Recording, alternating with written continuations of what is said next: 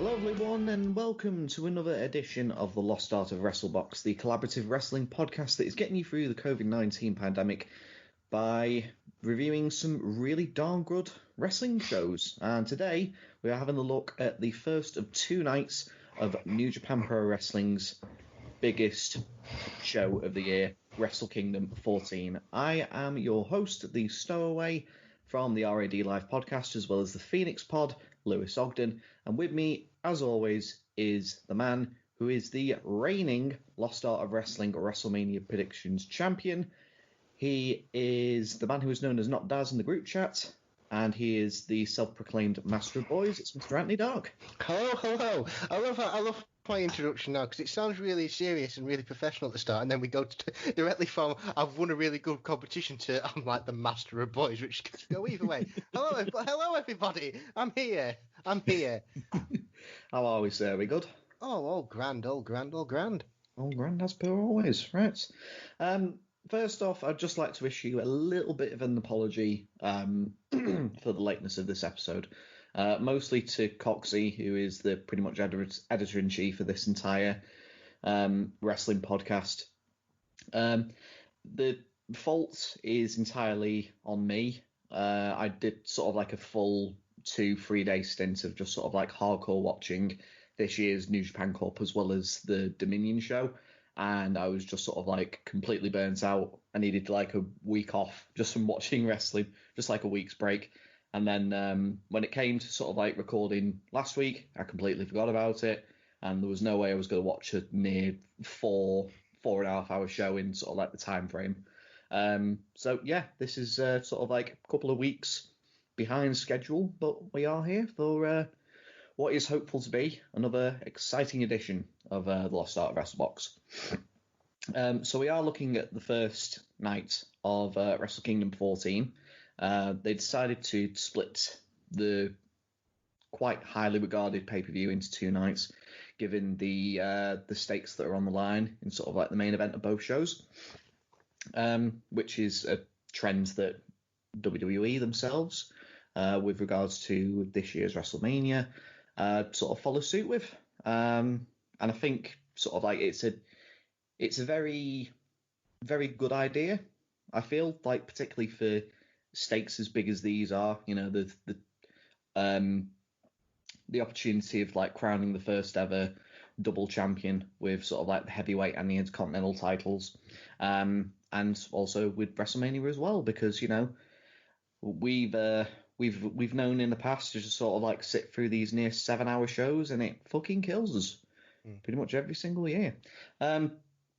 So before we get into this show, do you have any sort of like previous experience with Wrestle Kingdom shows before we sat down to watch this one? I do watch Wrestle Kingdom a lot. I think I've watched before this probably the last two or three.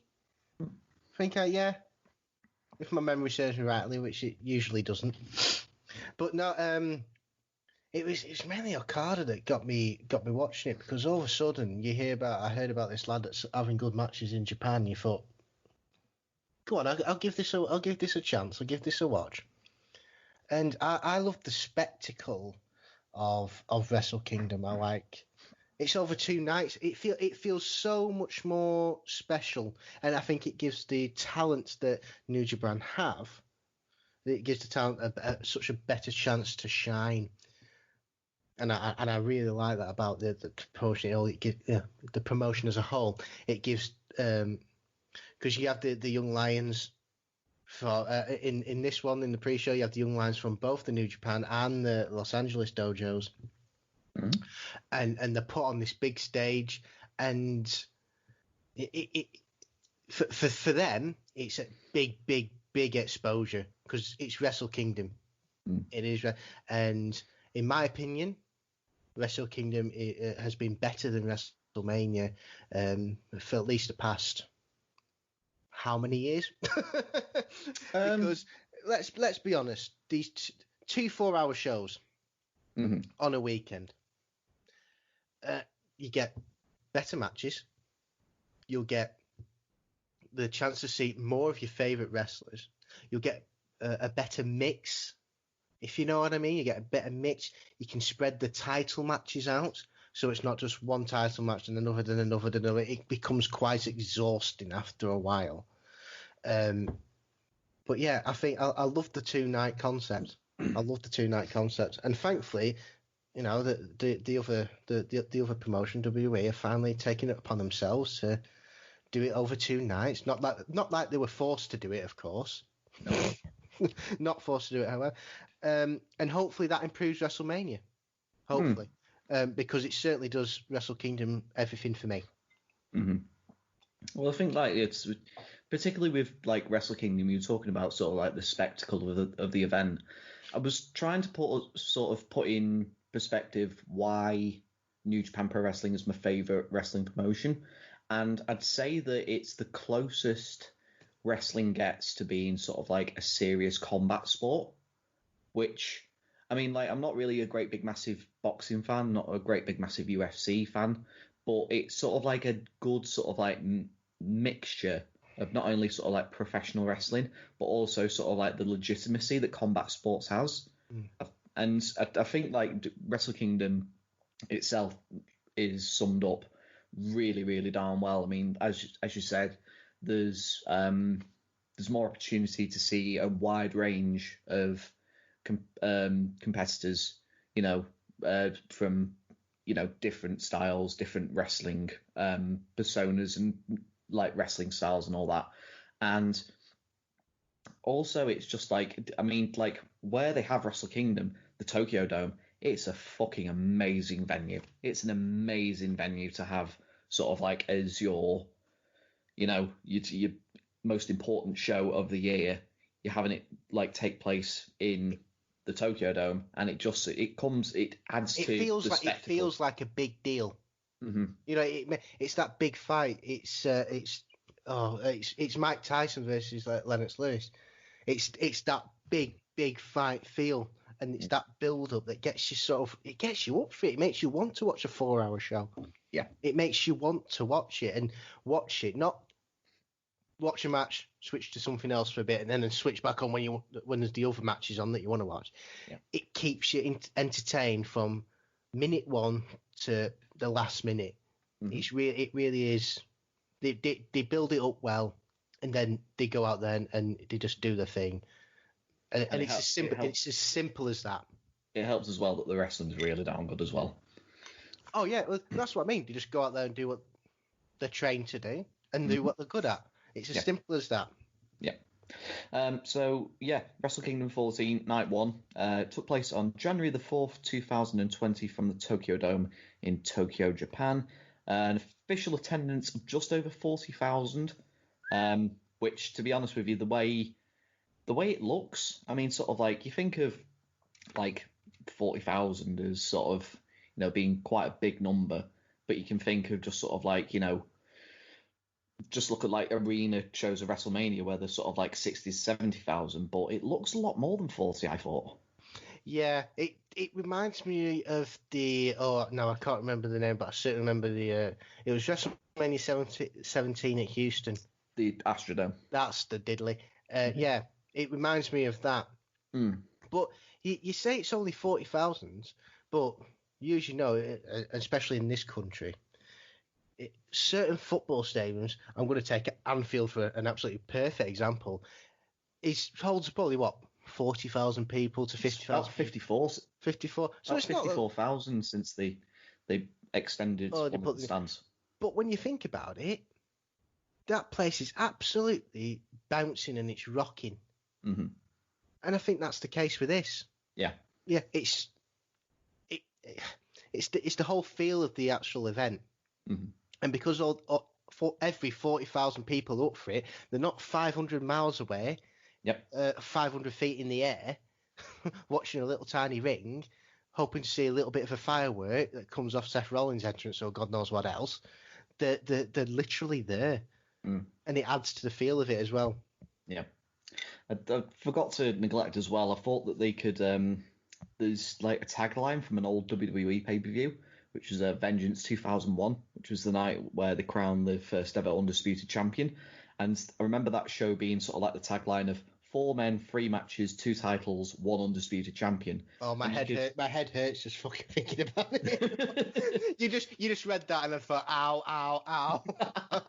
Maths. Well, all I'm saying is just sort of like it would fit this pay-per-view quite nicely given the concept of, the double the double champion concept, which we will get into as we get into the latter stages of the event. Commentary tonight is a 4-man booth in the English commentary. It's Kevin Kelly, Gino Gambino, Rocky Romero, and obviously the translator Chris Charlton. I always say that sort of like when New Japan were making an effort of just sort of like incorporating into sort of like a more catering to like English speaking fans, they obviously had like the case of like Jim Ross in for a couple of shows, or like Matt Striker in for a couple of shows and stuff like that. But I think like I always maintain that Kevin Kelly is one of like is probably the best play-by-play commentator in wrestling today, I think. Yeah, I think I have to agree with you on that one. Yeah, if you consider where he came from, with just sort of like being a backstage interviewer during the Attitude Era and just sort of like being called a hermaphrodite by The Rock, to where he is right now, it's quite it's quite an interesting journey. It's quite a satisfying journey as well, because it's nice to see a guy who was in like one position 20 years ago being a really good position, it's called getting. Yeah. It's called, if you work hard for something. Obviously, it's really obviously wanted to get in commentary. It's obvious he still wants to stay in the wrestling business despite all the ridiculous crap that happened when he was a backstage interviewer. He's stuck at it, and I believe if you do work hard and you want something, you'll get it. He's got his reward. He's a big deal now, and he is a big deal. Yep. So there was one dark match that took place before, obviously, the pre-show matches and the main show aired, and it was an exhibition match courtesy of Stardom, which is the all-women promotion in Japan. So the tag team of Mayu, Iwatani, and you can do it. Come on. I'm trying to. So it's. Do you know what it is? It's sort of like, when you've had like, Japanese wrestlers that you've been watching for years, and you can just sort of like, whoever just sort of like right off the tongue, no problem. But then you have like the people that you're not used to, and you just sort of like, so I'll try it again. Tag team match courtesy of the Stardom promotion, which saw Mayu, Iwatani, and Arisa Hoshiki defeating the tag team of Giulia and Hana Kimura. Unfortunately, probably the only noteworthy thing I could tell you about this, because I don't think I'm pretty sure it wasn't recorded at all, so there's no way of telling if the match was good or not. But unfortunately, the only noteworthy thing I can tell you is that Hana Kimura is unfortunately the young girl who committed suicide earlier this year. So, God rest her soul. I mean, horrible, absolutely horrible thing to happen. She was quite young as well. She was only 22. It's no age. Willed at her fate, and hopefully certainly the ladies of Stardom have rallied around their loved ones and each other, and hopefully go on to bigger and better things from and making their mark on the New Japan scene. Yeah, very much so. So we should probably talk about the 2 pre-show matches that took place before the main card. Did you watch these pre-show matches, Ant? I did watch them because I heard a lot of noise about a certain Karl Fredericks. And just say, you've got to watch this lad. He's going to be good. He's going to be good. And you hear it so many times, don't you? That he's going to be good. He's going to be good. And it pitters out into nothing. However, we should probably make mention as well.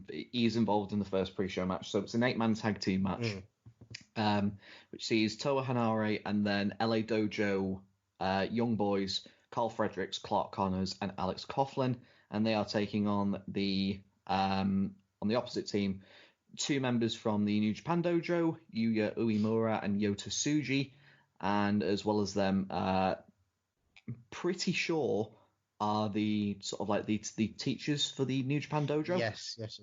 Togi Makabe and Tomoaki Honma.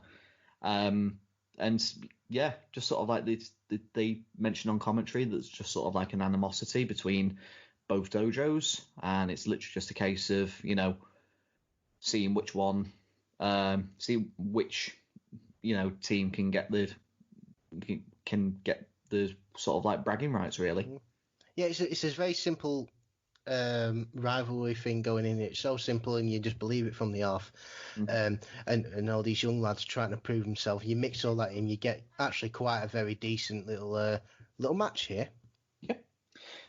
So I made mention as well that both the pre-show matches, they enter from sort of like the back of the arena. So it's like the Tokyo Dome is mainly sort of used for baseball, and so for both the pre-show matches, they enter sort of like through the baseball dugouts, which I thought was a nice touch, that they're not just coming out on sort of like the main stage. Like the main stage is held for the actual show itself.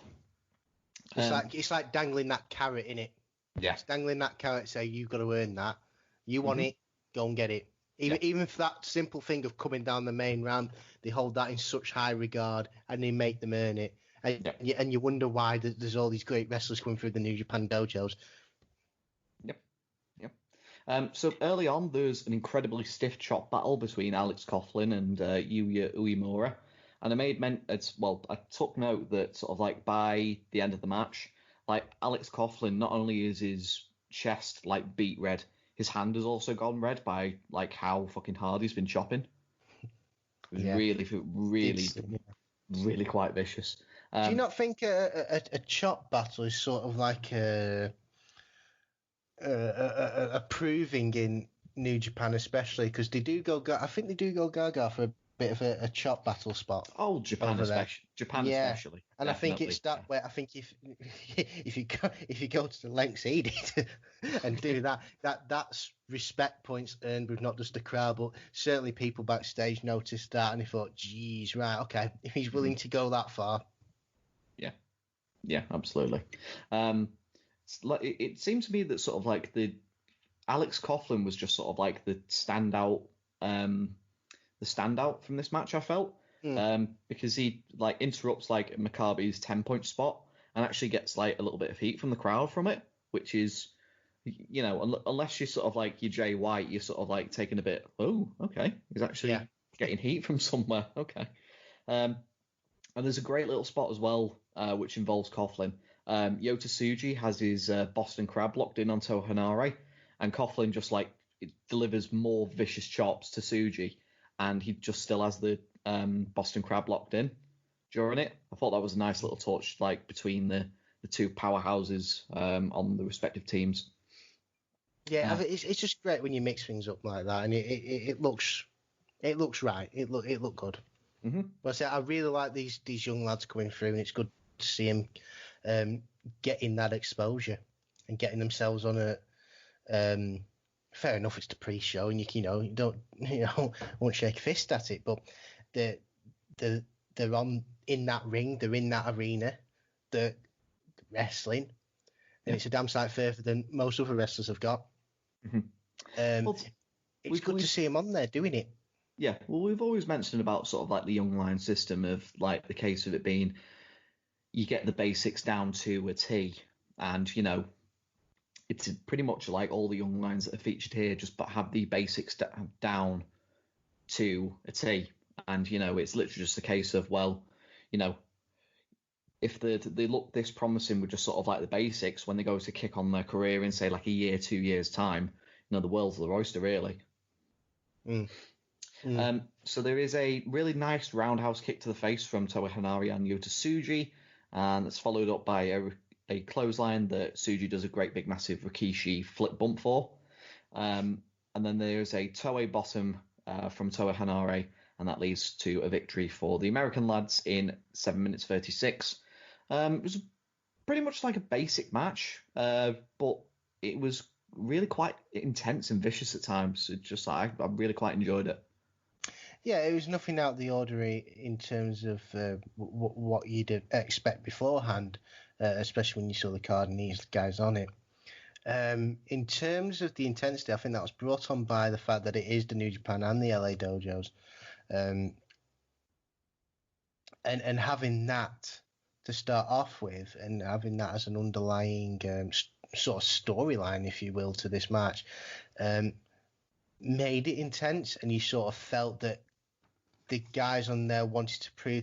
I really felt that there was certain, especially Alex Coughlin and the likes of Carl Fredericks, wanted to prove themselves. And wanted to, and they didn't just take it for granted that they were on a big show. They weren't starstruck at all. They were there and they thought, right, let's get our head down. This is just a start. This is just a start, and it is just a start for these lads. It is just a start. Mm-hmm.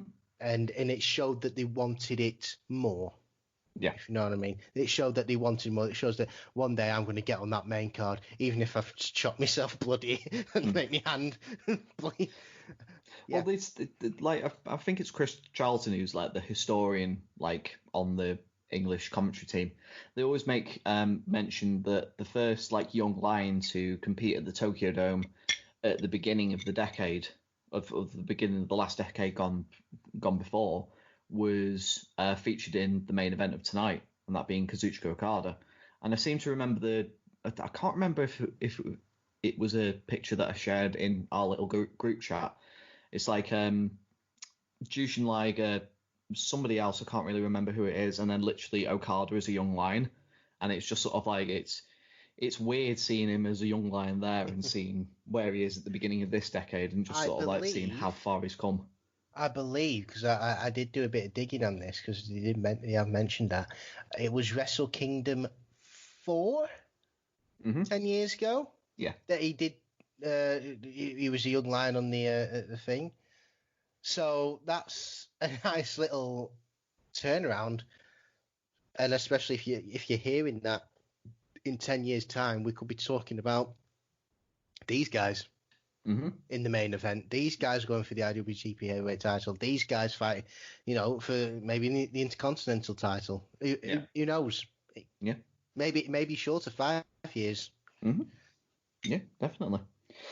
So the second pre-show match is Hiroshi Tenzan and Satoshi Kojima taking on the team of Yuji Nagata and Manabu Nakanishi.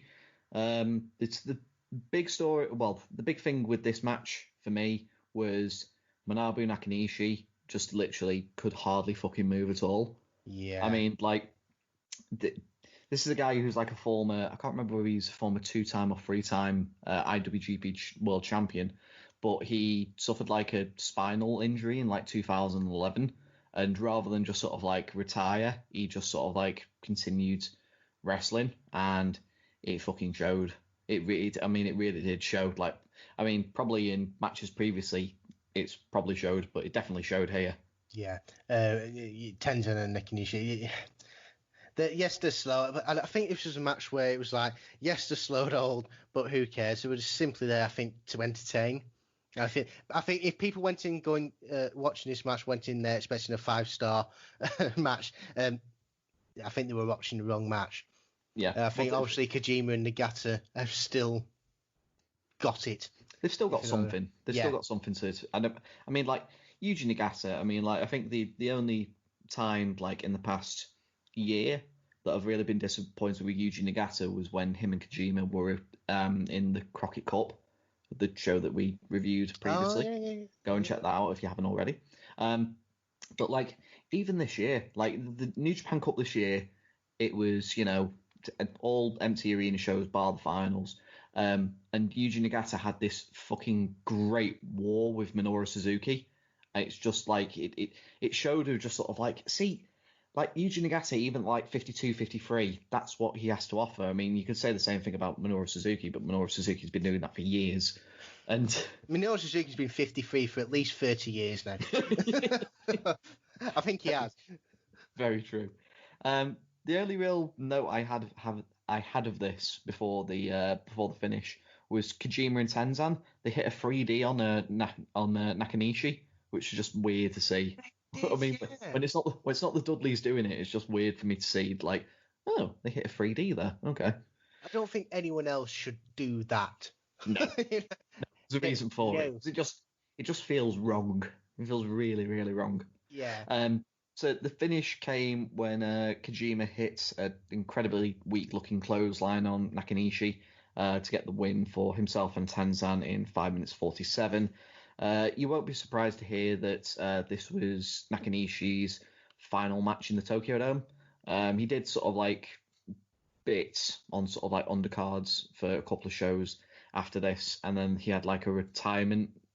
His official retirement was on February the 22nd. So, I mean, it was literally just a case of, he was probably there just to have that one last match before he went out. Yeah, I mean, these four guys are they all? I believe they're all like former IWGP Heavyweight Champions.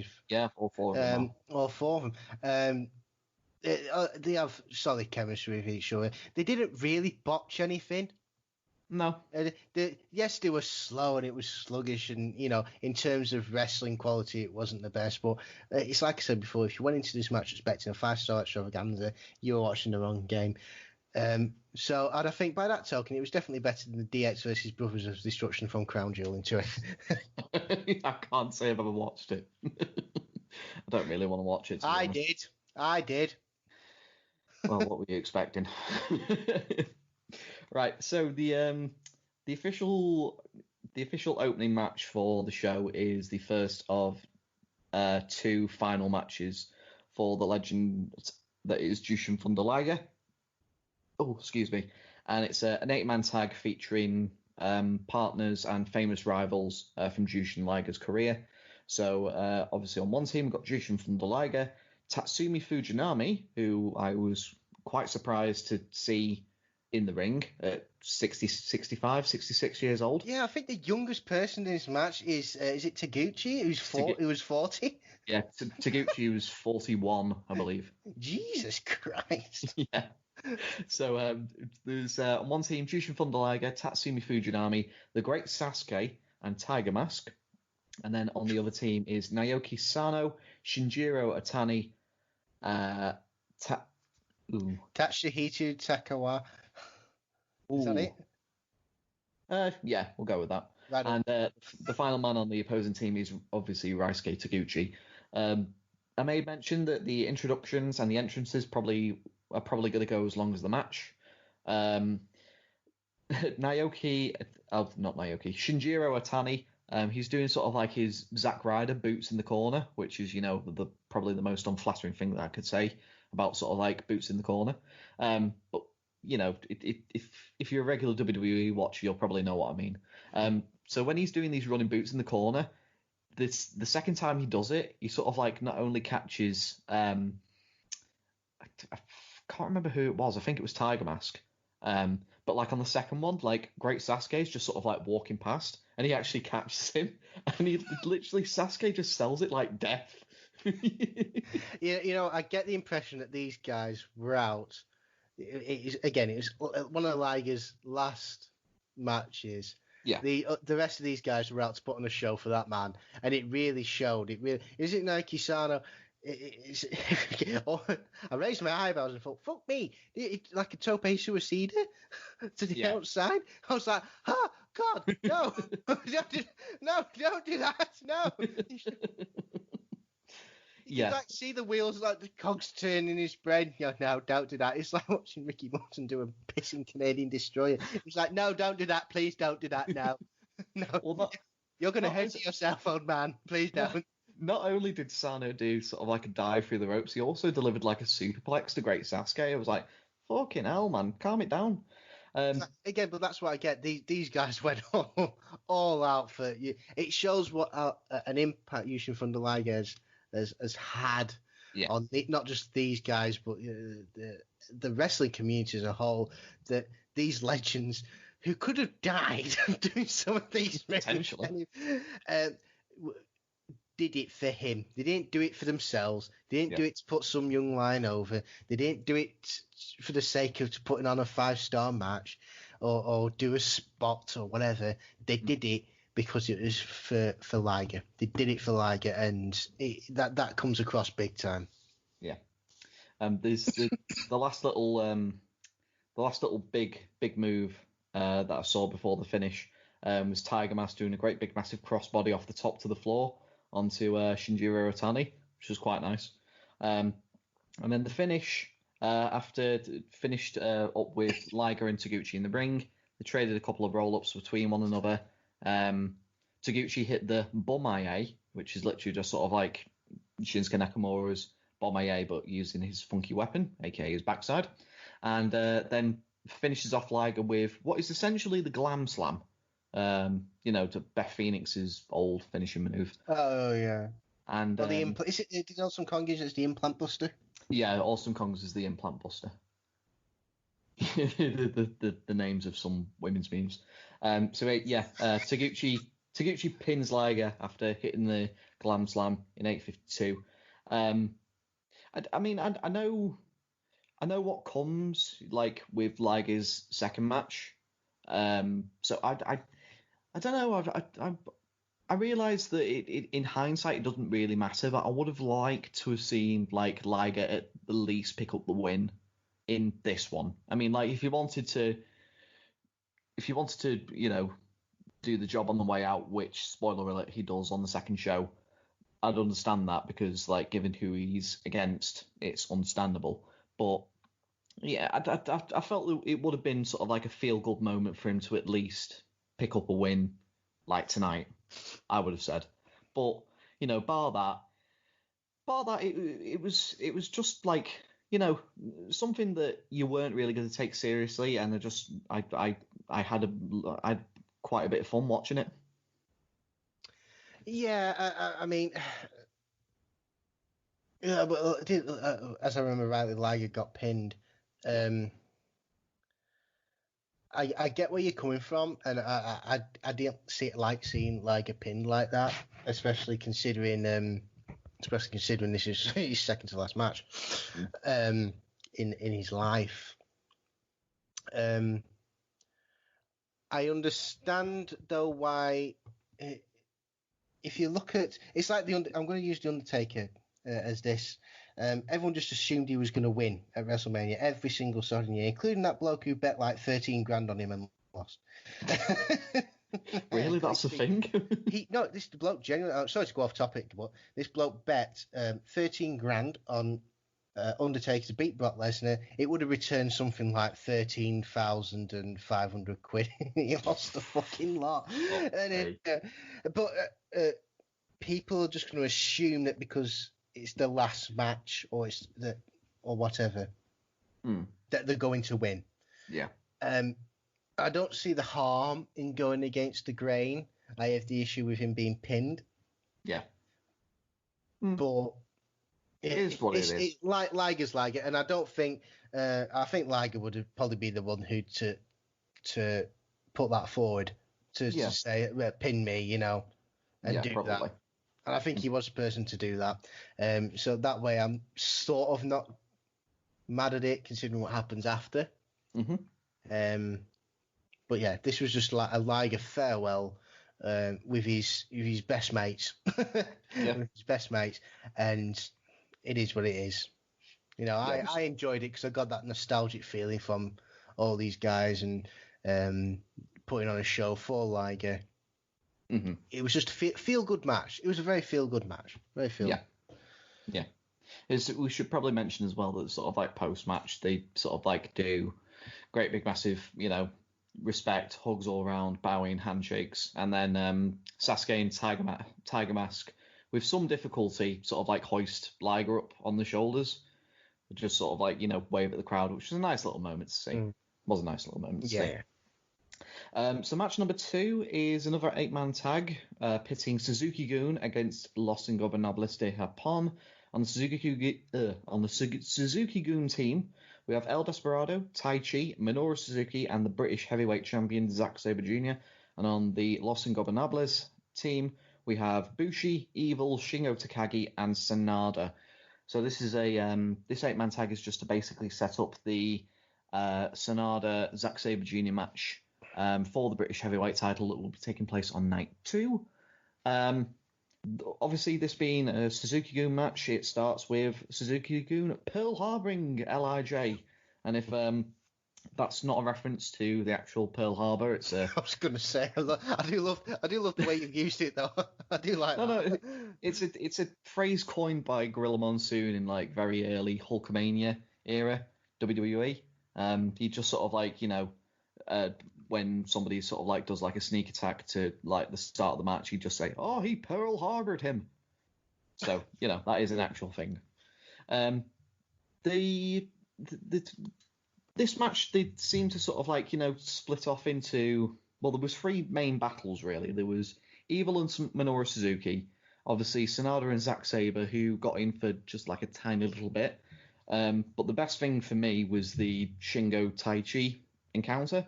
Now, I've made mention, I swear on this podcast, that I'm not the biggest fan of Taichi.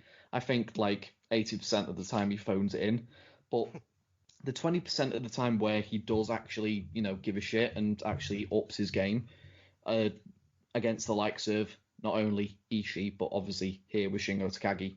I had in my notes that Shingo comes in and does what Shingo does best, which is fucking lamp the shit out of Taichi. And it was fucking great, because I swear that this is I think he featured during the On the Rumble on the G1 Supercard pre-show.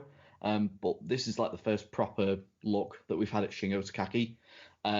He's like currently at the moment, he's my favorite thing in New Japan Pro Wrestling. I think he's fucking awesome. Now, I think this was more of a setup match for the next night. Oh yeah, it was. I feel that was always in the back of my mind. I'm not saying this was a bad match or anything, but that was always in the back of my mind that this match was there simply to set up that. Yeah. However, these are great wrestlers. You put them in the ring. They're telling a story. They're going to make things happen. They make you interested. I like Suzuki-gun. I like all them guys. Los Ingobernables. Again, it speaks for themselves. It really does speak for themselves. Obviously, I'm a massive fan of Zack Sabre Jr. I think he's the only wrestler who I don't think has a per se finishing move. He'll just wrench your fucking arms and legs to do whatever, and then and put them in angles they're not supposed to be at. That's what he does. Yeah, and they always look bloody horrible. Yeah, I think I genuinely remember screaming in the front room. Well, I think when was it? Was it at Royal Quest? Yeah, I think it was. And I remember screaming in the front room, and my wife comes running and goes, "What's happened?" I went, "Zack Sabre Jr.'s done a thing." They do look awful. I think that's again the believable thing that comes from New Japan. Yeah, Zack Sabre Jr. Sonata, they had a really good teaser sequence. But they do, in this match, I get the feeling they do look ready to absolutely smash each other to absolute death. Mm-hmm. And by the end, it was really good because you got a really good match here. Yep. And it made you really hyped up for the match the following night. Which is, I think, again, that's the end point. Well, this match was for. Yep. But I like all these guys. I don't think there's including Tagachi. Taichi. Yeah, I think again they all did the thing. It's so easy to say though. All these guys go out, do your thing, go. Yeah. But their natural way of wrestling is so good that they tell a story, that they perform really good moves. They don't do dives for the sake of doing dives. They don't start talking randomly. So there's no rest holds for adverts all the time. It's wrestling at its purest storytelling form. And so much so that you enjoy this match, but you're wary of another one and you're hyped up for that one. I think that's what's done really well here. That's sort of like what I quite like about these sort of like multi-mans that build to like a big singles match. Like, whether it be sort of like the next night or the night after, which is a sort of like a New Japan trait, really, of just sort of like, teasing you, just sort of like, it's the taster, what's to come, but also, look at these like other great big massive cogs in the background. There's a really funny moment on commentary when Tai Chi does like, takes off his like Cesaro like stripper pants, and sort of like Chris Charlton's just going, oh, here it comes, the most electrifying move in professional wrestling today. Here they are, the pants are off. And then there's sort of like a little bit of a pause, and Gino Gambino goes, put your pants back on, Chris. And Chris Charlton's like, what, my actual pants? And just sort of like, and Kevin Kelly just immediately cuts off. It's like, okay, now we're moving on. So the finish of this is... It's a phrase you don't want to hear in wrestling, the pants are off. Certainly if you're wrestling, you don't want to hear the pants are off. You especially don't want to hear it from your colleague that you literally sat next to either. I don't think you want to hear it full stop. I can't think of a situation where you want to hear it, the pants are off. I mean, a swimming pool obviously is the worst case scenario. The pants are off. I can't think of a place where you can say that and it being good for the person whose pants are off. No, I can't either. Another podcast for another time. Podcast for another time. In fact, write in with your suggestions of when it's a good time to say that. If that's not going to get us up the charts, I don't know what will. Oh, sorry, we're paying too much attention to demographics. Oh, God, I wonder who we sound like now. Right, go on. Now wrong with a bit of blue. He's blue, Alan. He's blue. Bring him in, he's blue. See, when I was growing up, Blue Ray was that bloke that sold dodgy DVDs in a van in like Asda or something. That's what Blue Ray was. Where's your dad gone? He's gone to see Blue Ray. Anyway, the finish of this match sees Zack Sabre Jr. Get the verbal submission with an omoplata, which just basically, putting Bushi's arms in positions that they shouldn't go, and gets the verbal submission in 8 minutes 39. As I said, this was like really darn good, and it sets up a match for the forthcoming night. So aces. I see. If I put myself in Zack Sabre Jr.'s opponent's position, if he comes up to me and says, "Oh, I'm going over," I said, "Oh, that's not fair. That's fine. Okay, whatever." I said, "What do you want to finish the match to be?" I said, "Oh yeah, I'm just going to bend your arms backwards where it's like." No, I'm gonna pull your shoulder I'm gonna say, out of your I'm going to say no to that, Zach. Can you think of something else, please? Can we not have like a roll up or something? Not be like a fucking torture rack on fire. I was like, no, let's do something else. He is capable of doing that, because I have seen like previous matches between Sanada and Zack Sabre where that has actually been the finish. Put me in a sharpshooter or something, please. Put me in a sharpshooter. Sharpshooter's fine. Lying to a Boston Crab, whatever. So we should move on to match number 3. It's another 8-man tag. Again, setting up another title match for night 2. It's Chaos versus the Bullet Club. So the Chaos team consisting of Haruki Goto, Tomohiro Ishii, Yoshihashi, and Toru Yano. And the Bullet Club team represented by Kenta, the new Never Openweight champion, Bad Luck Fale, Yujiro Takahashi, and Chase Owens. Do you remember the last podcast when I was talking about the Bullet Club bunny, Peter? Yeah. Case in point. Gotta say, Takahashi is probably the worst member of Bullet Club. All due respect. If it weren't for that woman who's dancing on the side, and I can't remember her name now, but it's Peter. Yeah, that's the diddly. If it weren't for her, let's be honest, who'd have sold an LA, pal? Yeah. Yeah. The only reason you come out is so she can come out. Yes. Yeah, very true. Very true. Can I just say, I fucking like the best thing about this match was Toru Yano. He was fucking on fire. Because literally, I do love Yano. Yeah, Yano's so fucking good. Like, you know, we've said in the past, just sort of like, you know, the you know, like stodgy old timers saying that, you know, funny don't make money bullshit. Because, you know, Toru Yano is fucking funny, and it does make money in my opinion.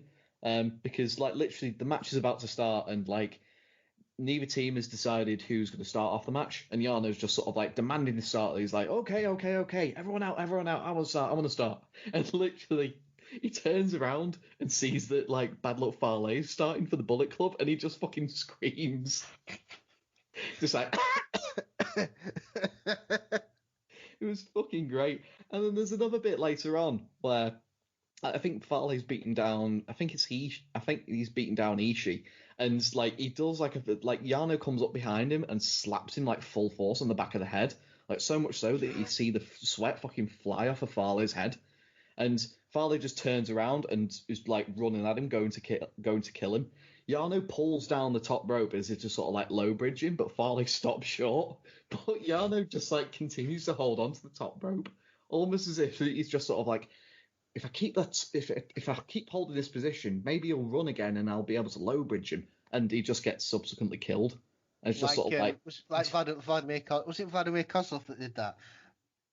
He just charged into the ropes and he just got his back of his neck hit the top rope, and then he just sort of like threw himself. It was like watching a hamster trying to get out of its cage. It was just brilliant to watch. The iffy match, but is she like vertical suplex to 300 and God knows how many pounds Bad Luck Fale? Like 350, and the thing is as well, like I had it in my notes. It's just sort of like it's not one of those sort of like those suplexes you could pass off as a snap suplex. He fucking powers this fucking guy up. He fucking did it. Wrenches him he up. Did like, it. Yeah, he just sort of like, fuck me. It's like, Ishii, you're an absolute fucking beast. You know, as if that isn't like clear enough to see. So yeah, there is a ending sequence. Obviously, Goto and Kenta are able to get in for their sort of like teasing a little bit, and they have like a really good sort of like hard hitting back and forth. And then it just sort of like ends up with Goto in the ring with both Yujiro and Kenta. He takes out Kenta with a discus clothesline and then hits a Ushigoroshi and a GTR on Yujiro. And Goto picks up the win for the Chaos team in 8 minutes 17. Again, this was another good little teaser of what was to come the night before. And, you know, the involvements of Ishii and Yano sort of like made this subsequently better than it probably was going to be. Yeah, I think the comedy exploits of Yano, followed by that Ishii suplex on Fale, and I think that was it. Really, it was all right, but again, it was one of those matches that was there to set up another one. I think that was the main aim of this one, yeah. However, I like seeing Kenta. Kenta's awesome. End of. So's Ishii.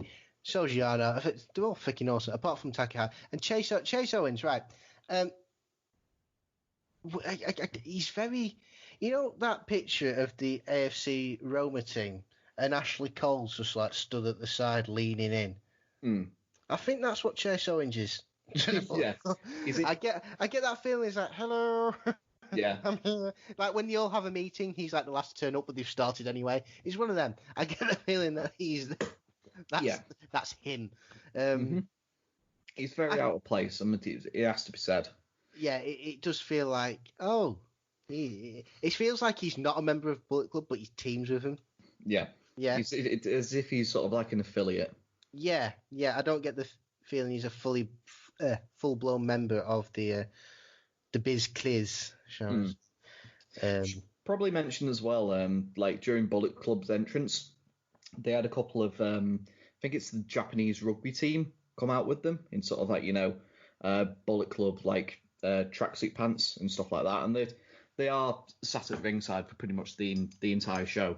And after Chaos get the victory, sort of Gina Gambino is just sort of like, you know, ribbing them a little bit.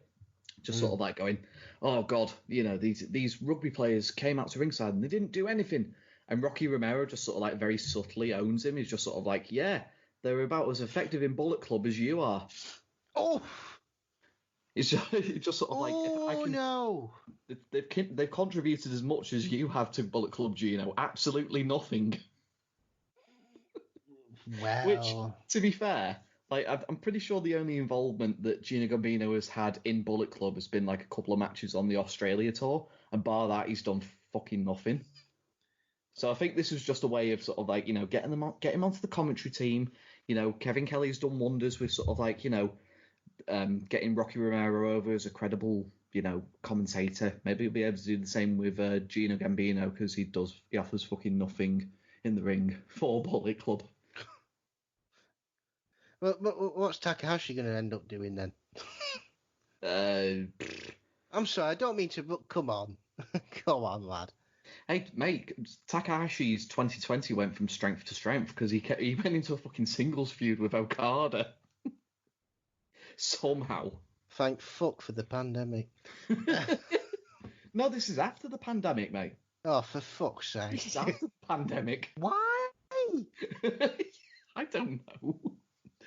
You know what? If it was that easy to get an attractive girl over in the wrestling business, I'd have done that fucking years ago. Fuck me. It's that easy, folks. It's that easy. Just hire some bint and off you go. Let's think about it. Well, Triple H married Stephanie. There you go. It's another perfect example of that. Undertaker was Michelle McCool. Iffy. Who else? John Cena's got with everyone. Pretty much. Mike Bennett, not worked for you yet, pal, but it will. Will it? It's like a little seedling that. You've got to give it time to blossom. However, Maria Kanellis, please stop talking. If you're going to start doing that little cutesy voice that you used to do, not this like fucking Karen voice soccer mum that you've got going on at the minute, that really creeps me out. Anyone else? Again, send some postcards in. Do we have a PO box? I think we should get one. We don't have a PO box, but I wouldn't be averse sort of like giving any addresses away on the air, because anybody could send anything. Oh, I'm not giving any of these people who listen my address. Good God, I'll just get abuse. and rightly so, the crap I come out with. You get enough abuse on social media. Probably. It's because I'm bold, isn't it? It's a contributing factor. But back when I had hair, that was the problem. Now I have no hair. It's still a big problem. Oh, fire. I can't do anything right, people. But I know I take the piss out of that situation, but let's be honest, that's the only reason he's in the position he is. Because he has a hot babe next to him. Yeah. Well, you get no argument from me, mate. Get no argument from me. Anyway, we'll move on to match number 4 for the IWGP Tag Team Championships. The champions, the Gorillas of Destiny, Tama Tonga and Tanga Loa, and they are taking on the winners of the World Tag League, Juice Robinson and David Finlay, aptly named Fin Juice, which is such a shit name for a tag team. I looked at this name and thought, you guys just sat at the back for about 10 minutes. You were given 5 minutes. Just New Japan officials were like, right, we're going to put you two together, and you're going to be winning the New Japan Tag League. But we want you to come up with a tag team name for yourselves, because you're going to be in the championship match at the Tokyo Dome. So you've got 5 minutes. 5 minutes, I'll come back to you. And this is what they came up with. Or maybe they didn't. Maybe this was just sort of like thrust upon them because like nothing they could come up with was any good. Fin Juice sounds absolutely bloody awful, really. Yeah, it sounds like a crap lilt. Doesn't it? It sounds like a really shit lilt. It sounds like a Home Bargains lilt. Home Bargains lilt. That's what you are, Juice Robinson and David Finlay. Home Bargains lilt. Despite winning. But I make mention before we get into the match itself.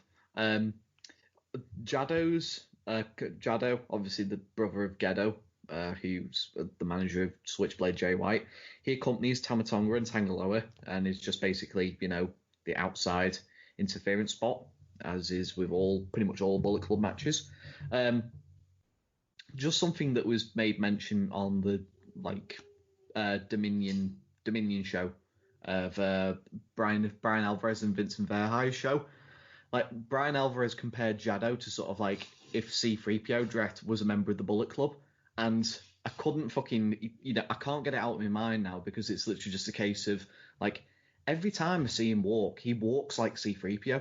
He's that fucking, I don't know whether he's like that much beat up, or, whether sort of like he's got arthritic knees, or I don't know what it is, but like literally every time I see Jado, I just literally think of him as just sort of like C-3PO behind a bandana. He cannot walk to save his life. Like literally all he's got is a kendo stick shot, but like, that's probably why he's in the position he is, because that's all he can do. Yeah, it's like you say, I don't think arthritis was C-3PO's problem in the end. I think it's the fact that he's made out of some godforsaken metal. But I completely... I don't think... Because the Guerrillas of Destiny are built up as this really, really, really good tag team. Don't get me wrong, they are. Do they need people out? I think every time they have someone out there with them, it really devalues them.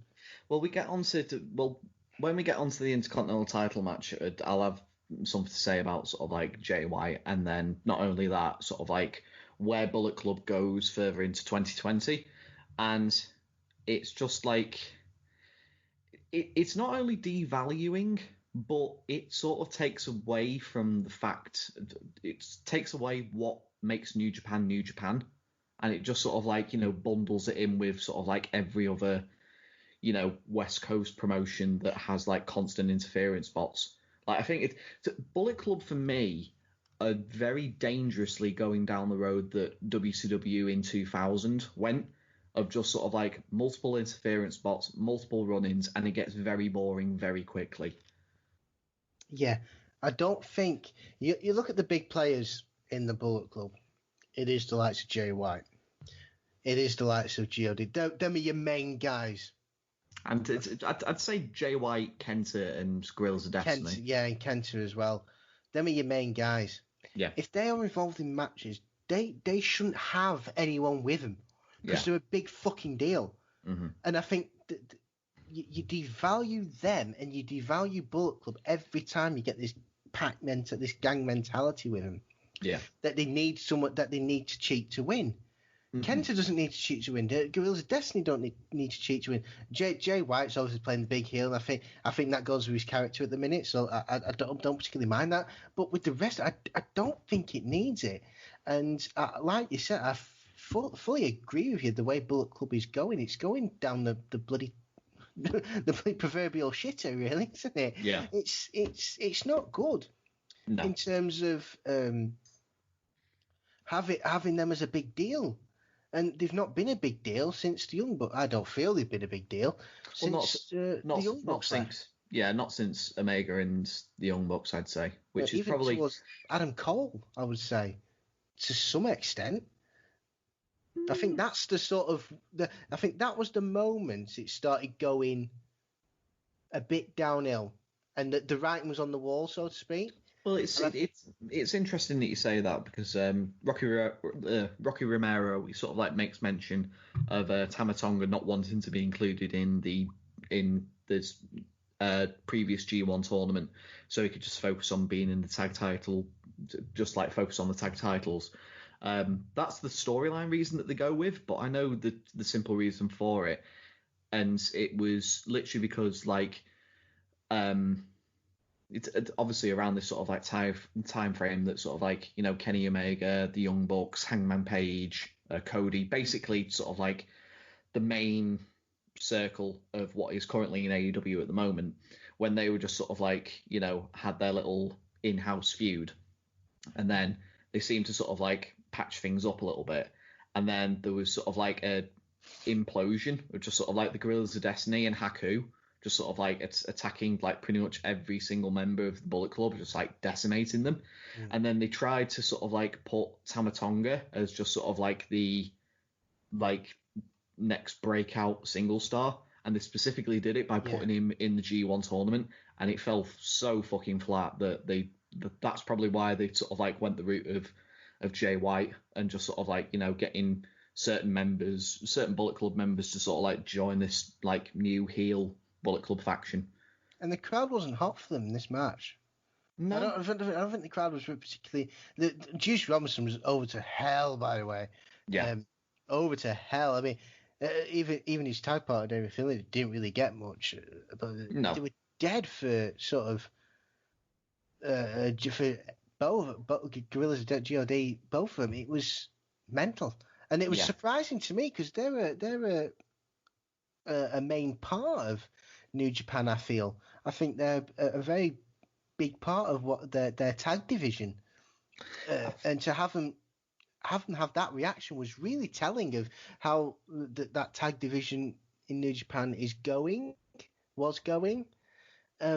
It's to have someone like the Gorillas of Destiny have almost no reaction was eerie for me, for me especially. It's because really that like Guerrillas of Destiny pretty much took over the mantle that Gallows and Anderson had when they were in New Japan, of just literally being sort of like they are the tag team division, and like maybe you'll get sort of like a makeshift tag team. Like I seem to remember I can't remember whether it's Wrestle Kingdom 9 or Wrestle Kingdom 10, but it was like a makeshift tag team of Hirooki Goto and Katsuyori Shibata, and they won the World Tag League. And then they went on and won the tag team titles, and you were just thinking, okay, this is something like a little bit different. But then they only had like a short reign because they dropped the belts immediately back to Gallows and Anderson, and then it just sort of like, so there is the sort of like a blueprint for sort of like what the New Japan tag scene is. I mean, we should probably make mention before we sort of like get into the onus of it, of just sort of like, just when there seems to be sort of like a different sort of, you know, road that they seem to be going with the tag team division, they always just revert back to, you know, their bread and butter, which is just basically the Guerrillas of Destiny. And because it's happened like so many times, I think every time that they've done it, they sort of like diminish the importance of the belts. But well, that's what I think. That's what I definitely think anyway. And it showed a little bit in this match because, as you said, like Juice Robinson was the only one that was like particularly over with his crowd, and you know the Juice Robinson like story is just like, you know, something that I previously echoed in the when we talked about the Raw Quest show, of just someone that's sort of like built up this reputation, this rapport with the New Japan audience, and it's sort of like paid off gangbusters in some way or another. So yeah, there was it's the main story of this match really was just sort of like God just basically like dominating and cutting off any kind of hope spots for the baby faces. I did quite like that they started things out on sort of like the ramp, like obviously like Finn Juice make their entrance, and then as Guerrillas of Destiny are making their entrance, they just Finn Juice just basically meet them up on the ramp, and they started up there. That was an ingenious way of just sort of, well, it wasn't ingenious, it was a different way of sort of like, you know, starting off the match and like made it stand out that little bit more. Yeah. As I say, like Guerrillas of Destiny pretty much fucking dominated for like 75-80% of this match. As I say, they go for the like great big massive superplex powerbomb off the second rope. And David Finlay just about reverses it into sort of like a head scissors, just about manages to get himself over. There's a reversal from Tama Tonga's gun stun. He rolls him up in an O'Connor roll, and as he gets pushed off, he gets hit with a Singapore cane shot from Jado. There's a... Yeah, sorry, I've just completely lost in my notes. Juice Robinson comes in, as I say, he's incredibly over with the crowd. Hits a left hand of God on Jado. Then there's a right hand of God to Tangaloa, who just sort of like somewhat no-sells it, and then he gets hit with a left hand of God, and then gets hit with the pulp friction. And then I have in my notes Tangaloa channeling his inner Kane because he took the fucking pulp friction, which is basically the Unpretty or Christian's kill switch, as it's known as. Yeah. It just basically took the bump right on his fucking knees. I hate that move. It's shit. It's shit. If you're not going to fall flat on your face, and for the person who's selling it, fall flat on your face. Because if you're looking at it, you're making everyone look a tit. Mm-hmm. Yep, definitely. Sorry, but I think Chelsea Green's using it in NXT at the minute. It looks crap. Okay, it looks crap. Do something else. End of. Right, go on. It is bad though when someone just takes it on the knees. It looks awful. Yeah. Yeah, and it doesn't do the move justice, and it doesn't do you justice as a worker, because it just makes it feel like, okay, right. You're looking arse, guys. You're looking arse. Yeah, you really do. Someone who's 24/7 looks an arse. Should probably make mention. Juice Robinson calls it pulp friction. Christian calls it the kill switch or the unprettier. Do you know that Candice Michelle used to use that move as a finisher, and she called it the candy wrapper? Oh fucking hell! Yes, this is what my. Just don't. That was a horrible period for women's wrestling. Horrible. When you have Candice Michelle as your women's champion, you just oh, no disrespect to Candice, you're a great love, but thankfully you've stopped now. This is one of my public service announcements again, isn't it? She's stopped now. She's learned. She's fine. She's good. We're cool. like I talked to her every other week. No, she knows the score. It's fine. She's not joining Medusa and Melina in the Hall of Stop. In fact, on that note, no, don't, please don't. So yeah, after the cane bump from the pulp friction, Juice hits a left-handed guard on Tamatonga, and then there's an acid drop from David Finlay, and Finn Juice get the win, and they win the tag belts in 13 minutes 25. This picked up a little bit towards the end, but for the majority of it, it wasn't.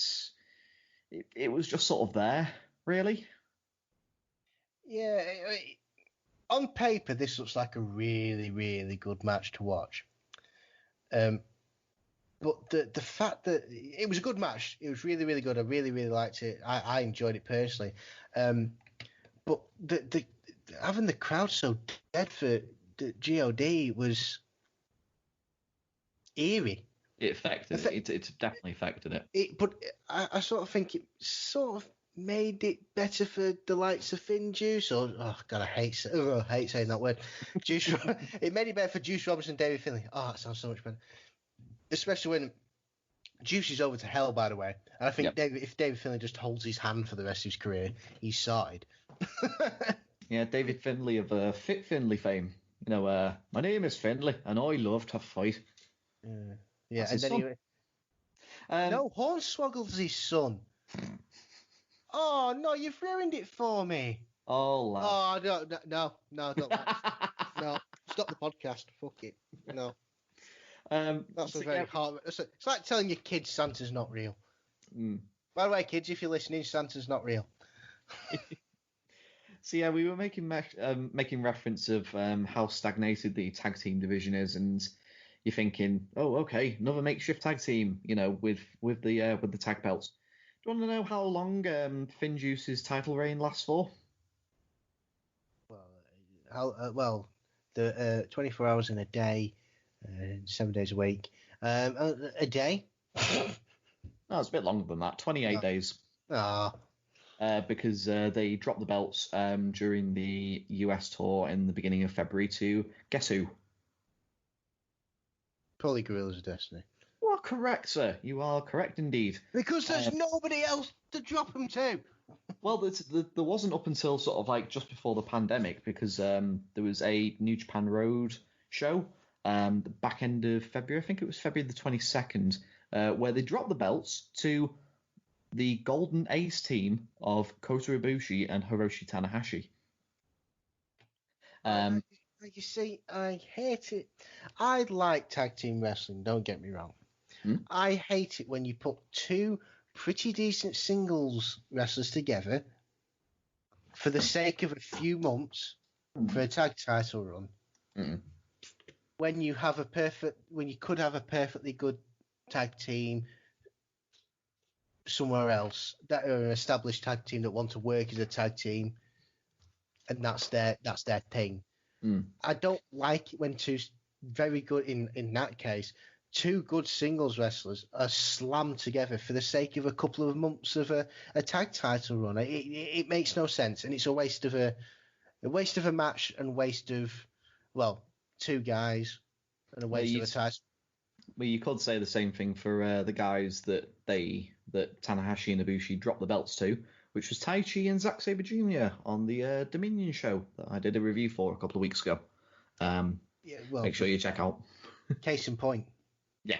and the longer this continues, the longer that those titles are just going to shrink into it's not going to mean out. They'll be on the pre-show, or they'll be the first match on the show. You know what I mean? And it's not anybody's fault but the people who are booking it. No disrespect to the guys like Juice Robinson, Dave Finlay, or the guys you've mentioned back there, or even Guerrillas of Destiny. It's not their fault. There needs to be more tag teams in New Japan, and they need to fix it soon so they can save this division. Yeah. Be interesting what you have to say when we come to the next NWA pay-per-view. That's all I'll say on that. Alina in it? No, Melina's not in it. You'll be happy to know. So match number 5 is a Texas Death match for the IWGP United States Championship. The champion Lance Archer taking on the challenger Jon Moxley. Now, Jon Moxley made his New Japan debut at the Best of Super Juniors finals just under a year ago. And in his very first match, defeated Juice Robinson for the US title.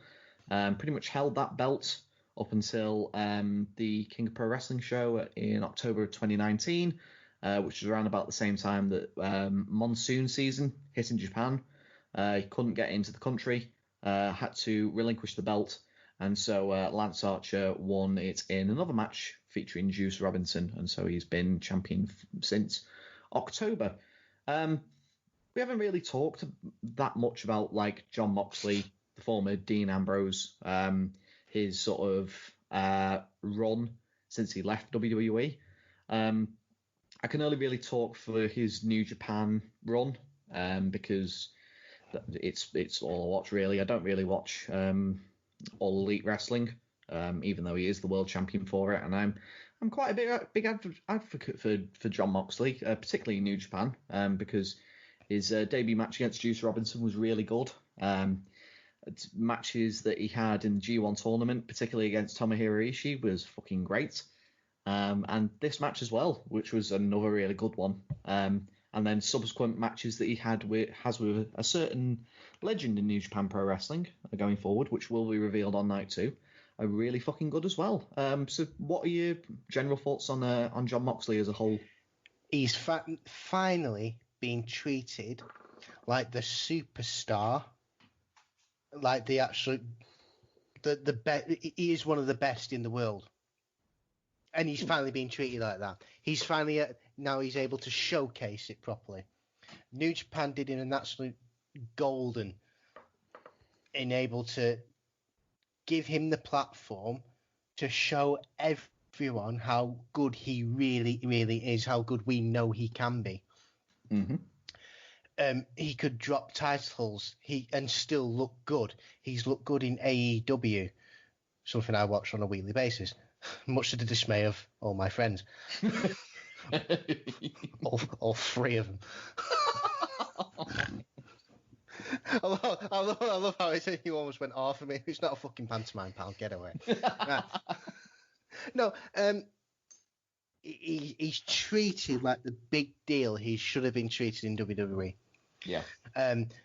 He can do this. I know one of my pet hates is when no disqualification matches are called something else. I hate this so-called Texas Death Match. It's a no disqualification match. Yeah, please just call it that. We should probably make mention this the Texas Death Match. Like the rules are pretty much like the case of last man standing, but you can also win by submission as well. Yeah, that's basically sort of like that's basically sort of like the premise for this match. No, but I know that Jon Moxley, he has his criticisms of him going too far. Like, he had a match with Kenny Omega in AEW that was room to go too far. Even I winced a bit at it, but it's them 2 guys. They want to do that shit to themselves. As for them to entertain us, fair enough. If it don't come off, it don't come off, and they don't do it again. It's like a comedy sketch. They tell a joke, it doesn't get a laugh. They don't tell that joke again. It's very much simple as that. But there wasn't a plastic bag segment in this. Yeah. We'll get into it a little bit here. So this match, if you're familiar with sort of like Jon Moxley trash brawling, there was no mousetraps on like backboards. There was no barbed wire. There was sort of like quite vicious chair shots. There was Singapore cane shots. There's a spot where sort of like after a very wispy chokeslam on the apron, Lance Archer grabs Gabriel Kidd, who's a member of the LA Dojo, and gives him a chokeslam off the apron and just basically chokeslams him onto Jon Moxley. And then literally they're showing a replay of this spot, and then like literally as they come back, like Lance Archer's doing like a great big massive dive over the ropes a la Roman Reigns onto like Moxley and a load of like the New Japan Dojo guys at ringside. Moxley sets up 4 chairs, 4 folding chairs in the ring, and the age-old thing: if you set it up, you shall go through it. And Moxley gets put through it with Lance Archer's blackout, which looked very fucking painful. I have to say that there was great fucking selling from Moxley after he gets chokeslammed onto a chair by Lance Archer. They're just sort of like the teasing the 10 count. So like it's sort of like Moxley's down, like it basically gets to 6. It looks as if sort of like Moxley is getting to his feet, but then he sort of like falls flat at like the count of 7, and it gets to like the count of 9, and Moxley in just sort of like one motion like presses himself up off the floor and then just sort of like stands right up from it. It was fucking like, whoa, that was fucking, it was a little thing, but it was just sort of like fucking hell, I know if I attempted to do that, I'd probably pull my fucking back out. Yeah, I'd destroy myself if I did do that. Yeah. My next note is, as you mentioned, Ant, the power of the placky bag. Lance Archer just sort of like gets like a plastic bag and puts in the sort of like the Kerry Von Erich. There's the claw, which he calls the EBD claw, which stands for Everybody Must Die.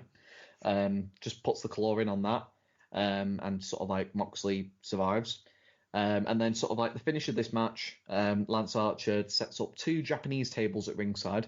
And I should make mention, when I say Japanese tables, I don't mean sort of like the tables that are used in WWE, AEW, NWA.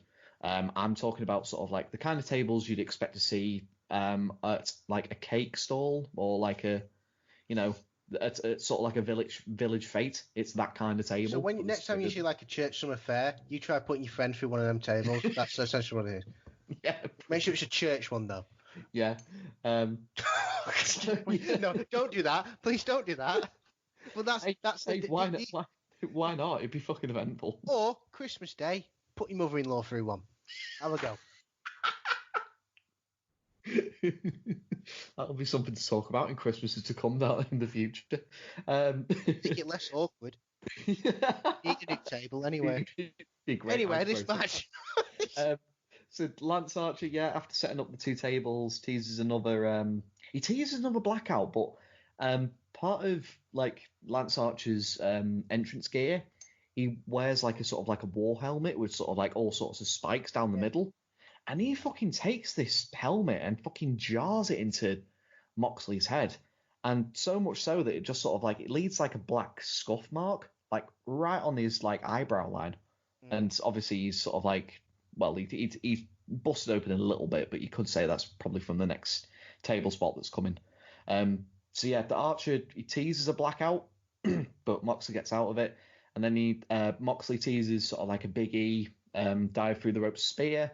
And Archer counters that, goes for another chokeslam. Moxley counters that and hits a great big massive Death Rider. They go through both of the tables. Archer busts open quite badly. And Moxley beats the 10 count. Archer doesn't. And Moxley regains the US title in 14 minutes 26. This was... I did enjoy this match. I really did enjoy this match because they just went in there and they beat the ever-loving crap out of each other. But it was sloppy in places. But given the sort of like the context of the match, given that it wasn't like a straight up wrestling match, it was literally just seen as sort of like an all out war. I felt it sort of didn't affect it too much. But yeah, I enjoyed this quite a lot. Yeah, I mean, doesn't Lance Archer look fucking awesome, man? Oh yeah. I mean, that dude looks amazing. From relative obscurity in his career, really, he's really made a name for himself over there. Now he's obviously come to AEW, and they put him with Jake the Snake Roberts, which is such a great combination, by the way. There was a few times where I was a bit surprised, like with the plastic bag thing, how far that went. I mean, the plastic bag, it's like you do it too long or it goes wrong, it kills people. That But with that in case, was this the best match I've seen? No, there was a few little screw ups here and there, but you sort of didn't notice because basically there were two crazy arseholes trying to absolutely, like you say, kick the living fuck out of each other. Yeah. Exactly. And so even though you noticed the mistakes, it didn't feel like a botch as it would. As it would in a normal wrestling match. Yeah. In terms of Moxley, I mean, I think his match at the G1 with Ishii. Yeah. I still think that's his best match. Oh yeah, that he's had. I definitely agree. And his possibly his debut match coming second, and then this one. But Lance Archer, it looks fucking terrifying. Yeah, he's fucking terrifying, that boy. But and it was a case in this match where both of these guys come off looking like $1 million. And they did it really well in a not too over the top way. Yeah, definitely. But again, stop calling no disqualification matches and last man standing matches like a Texas death match. I fucking hate it when they do that. I hate that. Like, it's like, I remember one Taboo Tuesday going back, or was it Cyber Sunday or one of the. Basically, I think it was. What kind of match would they have? The options were no holds barred, no disqualification match, or falls count anyway. And I looked at them and went, they're all the same fucking things. What are we doing here? Exactly. Stop giving them all different fucking names. Just call them fucking no disqualification things or no DQ. Simple. Because the Texas death match, I'm expecting someone to die because it's a death match. You know what I mean? Yeah. What celebrity death match? You know what I mean? So probably make mention as well, after the match, Jon Moxley grabs the microphone, just basically says he came this weekend to, he's basically a gambler, willing to put it all on the line, and just basically calls out Juice Robinson and says that they're going to settle the score on night 2, because it's a sort of like built into their rivalry that Moxley took the title on his first night in, but it was actually Juice Robinson beating him on the final day of sort of like, I believe Moxley was in the B block, but it was like that loss to Juice that like had him out of the running for going into the finals of the G1 tournament. So it's pretty much just sort of like the rubber match and the end of their feud. So that's something else to look forward to on night 2. Absolutely. Yeah, so match number 6 is for the IWGP Junior Heavyweight Championship. The champion, the aerial assassin Will Ospreay, taking on the returning ticking time bomb Hiromu Takahashi. So on the November 3rd show in Osaka, Hiromu Takahashi returned to New Japan Pro Wrestling after being out for nearly 16 months due to the severe neck injury that he suffered in his match with Dragon Lee. In the G1 special show in San Francisco on July the 7th, 2018. So yeah, this is, I say this is his like return, or his return match. He did have like a little bit of a warm-up match on the December 9th show in Korakuen Hall. It was a match of Hiromu and Bushi against Ospreay and Robbie Eagles, and it was a match that Hiromu actually got flash pinned by Robbie Eagles, and that sort of interweaves itself into sort of like the story of this match of just basically like, yes, Hiromu Takahashi's back, but is this the same ticking time bomb that was, tearing up the junior division 16 months ago, before he got severely injured? And that's just basically the crux of where sort of like Ospreay feels he's at a different level to what Hiromu is, and it's up to Hiromu in this next match to prove him wrong. Should probably make mention as well, Ospreay has been the junior heavyweight champion since Dominion back in August, defeating Dragon Lee, who obviously won the title during the G1 Supercard, which is the first show that we covered on this little deal here, Bob. So early on in the match, there's a dripping DDT hit by Will Ospreay.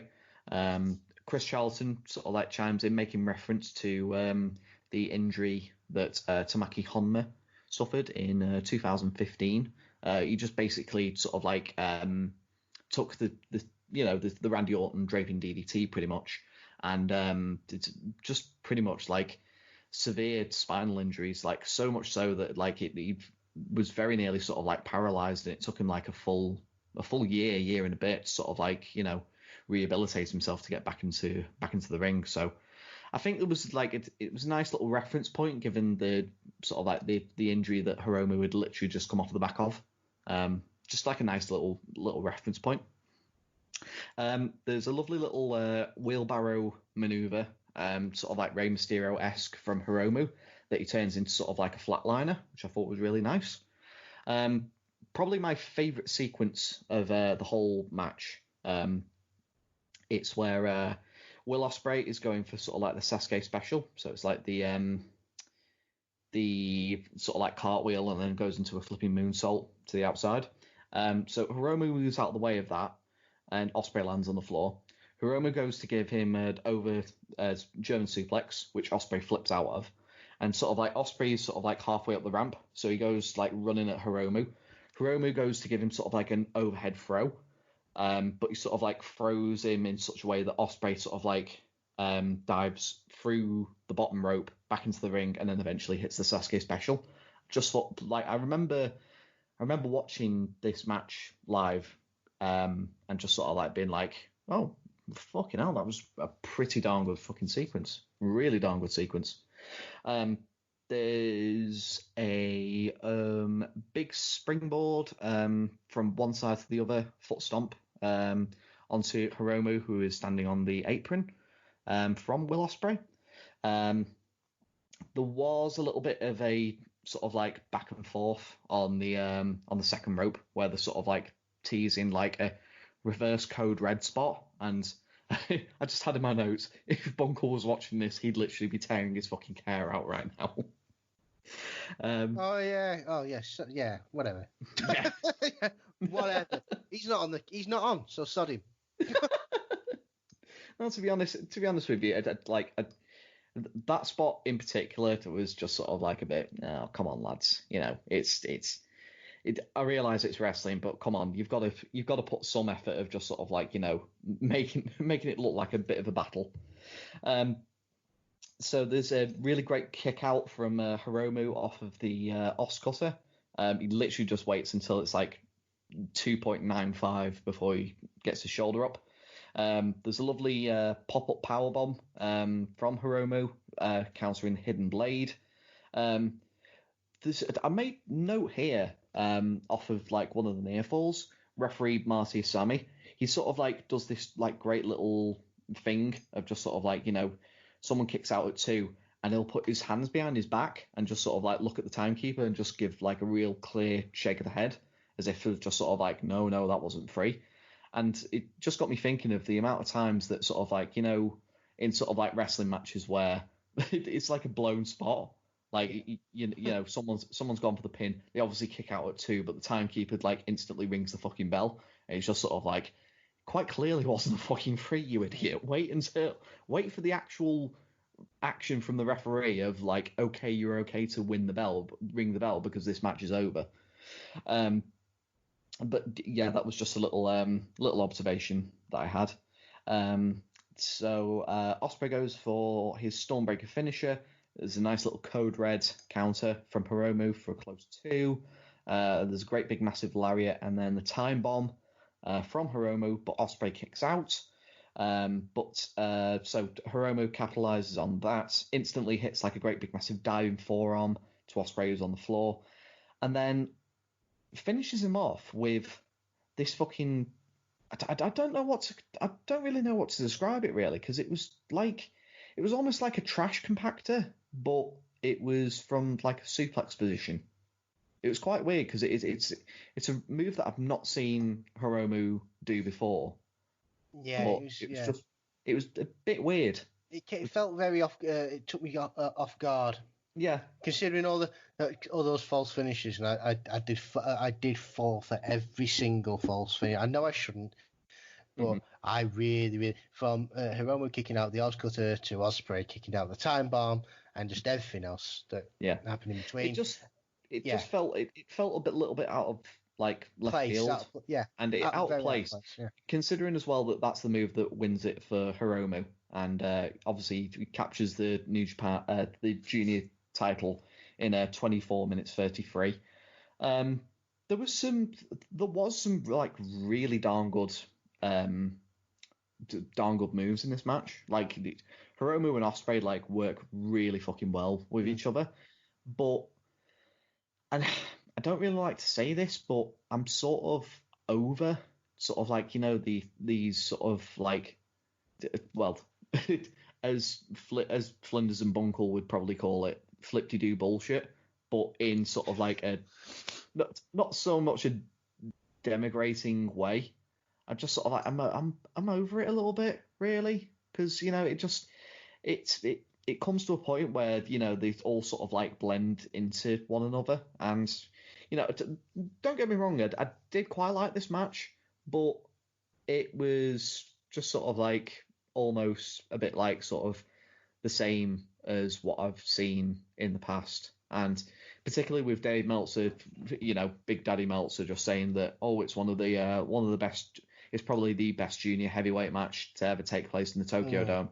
I'm just sort of like, well, you have a great big massive chubby for Will Ospreay, so, you know, I can't take you at fucking face value. So the match was good, but I wasn't blown away by it, to be honest with you, because, you know, I've seen this all before, and it didn't really blow me away too much.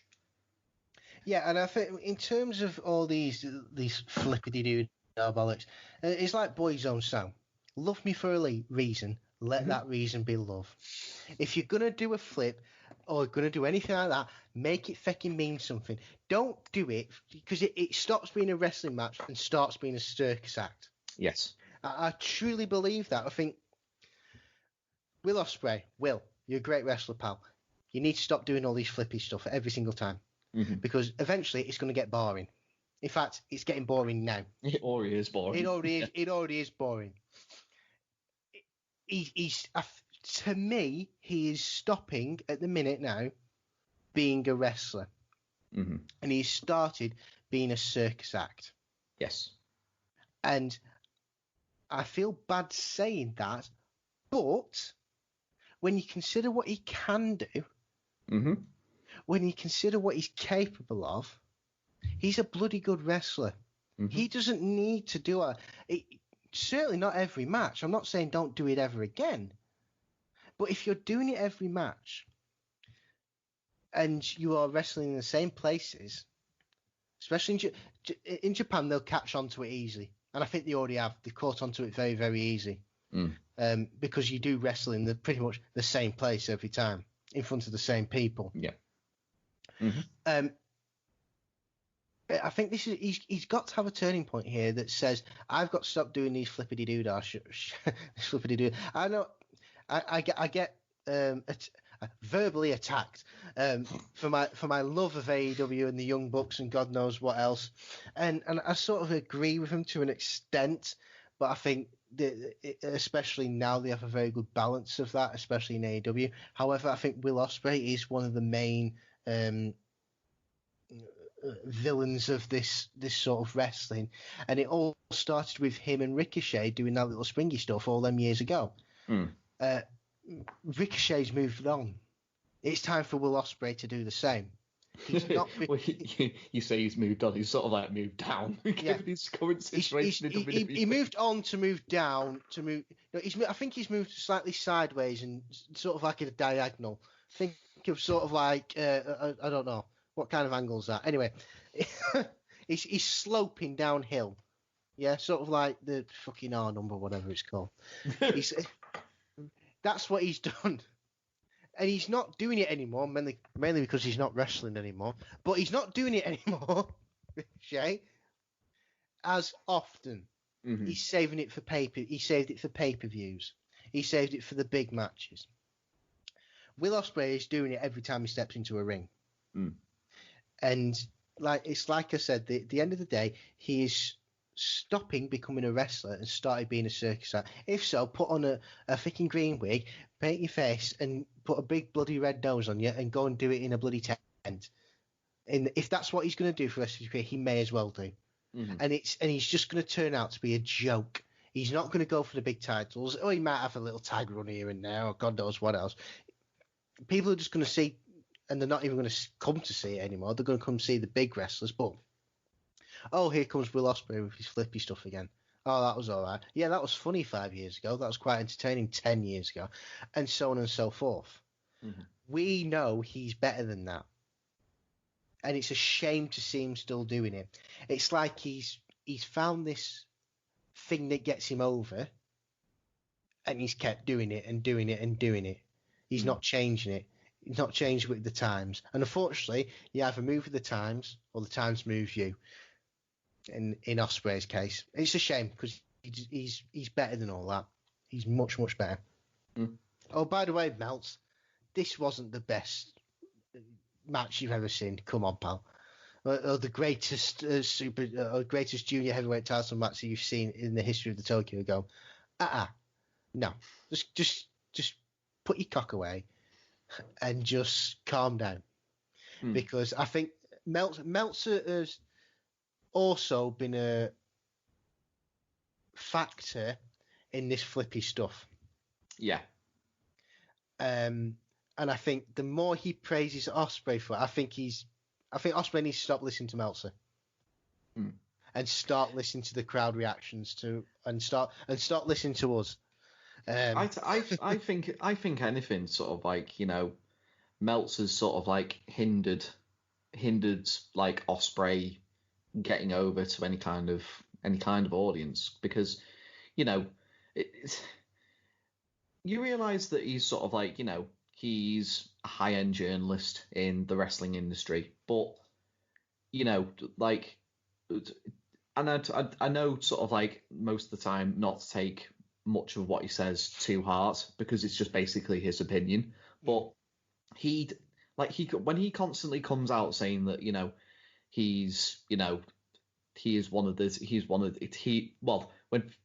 he comes out and says that he's the best wrestler in the world right now, I just think no, he's not, because I can think of like four or five wrestlers that are significantly better than him, and who are significantly more over than him. So I can think of several on this pissing card. Yeah, including the bloke he's up against. Yeah, absolutely. The two lads in the main event, Ibushi and Okada. Yep. Naito, I wouldn't say white just yet, maybe. Not just yet. Certainly Jon-Moxley. Mm-hmm. And God, if you go to other promotions, Kenny Omega. Come on, AJ Styles, for God's sake. It baffles me. You can't come out and say things like that when it blatantly. I know he's entitled to his opinion. Yeah, but it's wrong. Mm-hmm. Fortunately, his opinion is wrong, and unfortunately, his opinion holds a lot of weight. Yeah. So even if it's wrong, the wrestlers. So if Will reads one of his reviews, he takes it on as a positive and ignores the. He'll take that 1% positive and ignore the 99% negative. Mm-hmm. Yeah.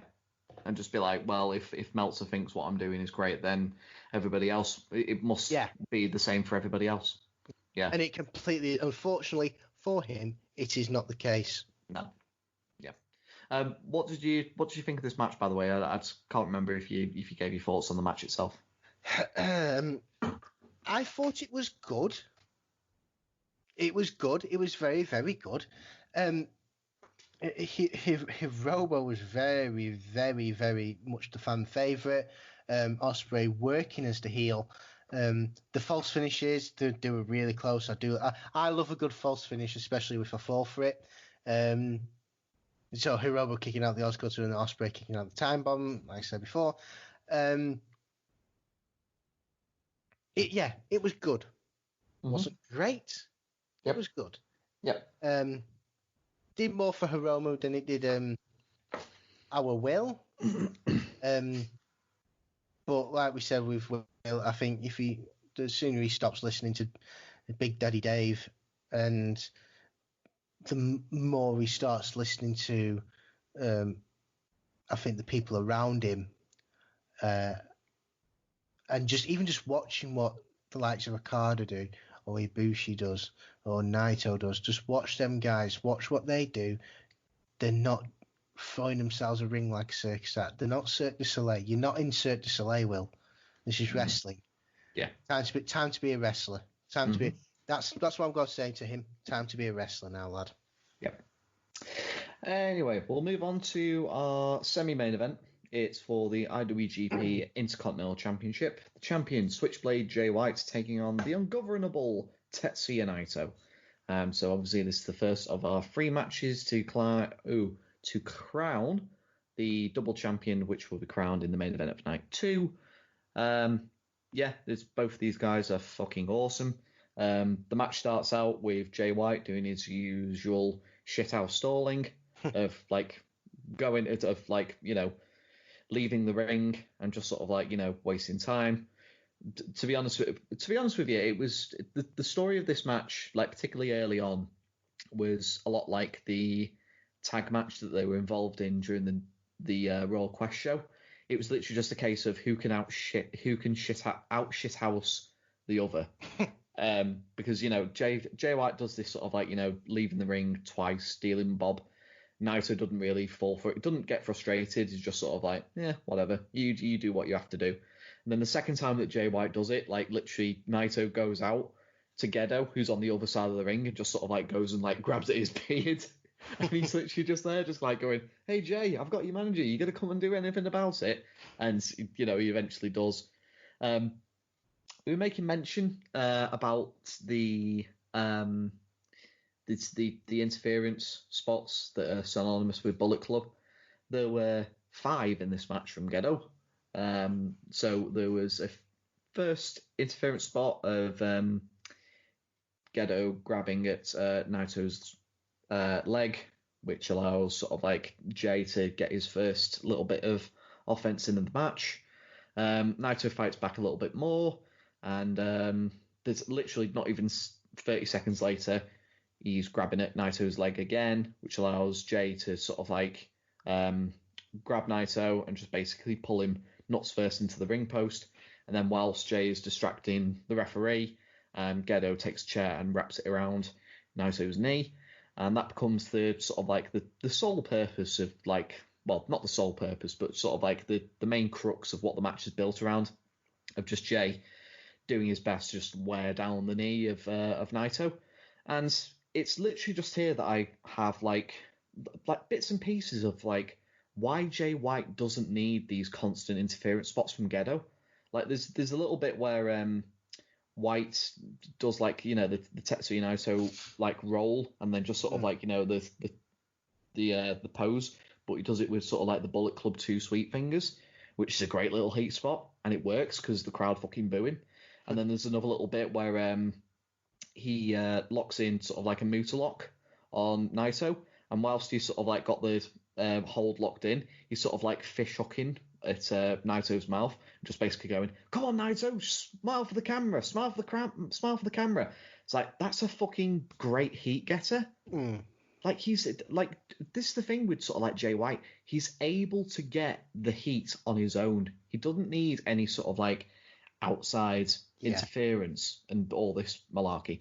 And we're getting a little bit ahead of ourselves, but obviously like in like current day sort of like New Japan at the moment, the big thing that's sort of like come out of the company at this point in time is that Evil has recently turned heel, joined the Bullet Club, and is just basically sort of like he's just basically Jay White at the moment because because Jay White and Kent are sort of like overseas and they can't obviously get back into the country, so they pretty much sort of like hot shotted it at the New Japan Cup finals of just sort of like Evil like laying out Naito, joining the Bullet Club, then the next night at Dominion, like multiple fucking interference spots, constant fucking dirty ways of just basically winning. And the day that we're recording this is the latest show that's just gone on is was a main event of Evil and Hiromu Takahashi. And it was like, well, I've not seen the show, but apparently it was very much the same way of just like constant interference spots towards the finish.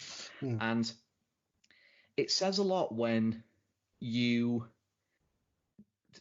me, when you need these like constant like interference spots or outside interferences, it shows to me that you don't have like a true trust in the heel that you're trying to get over to be a heel just on their own.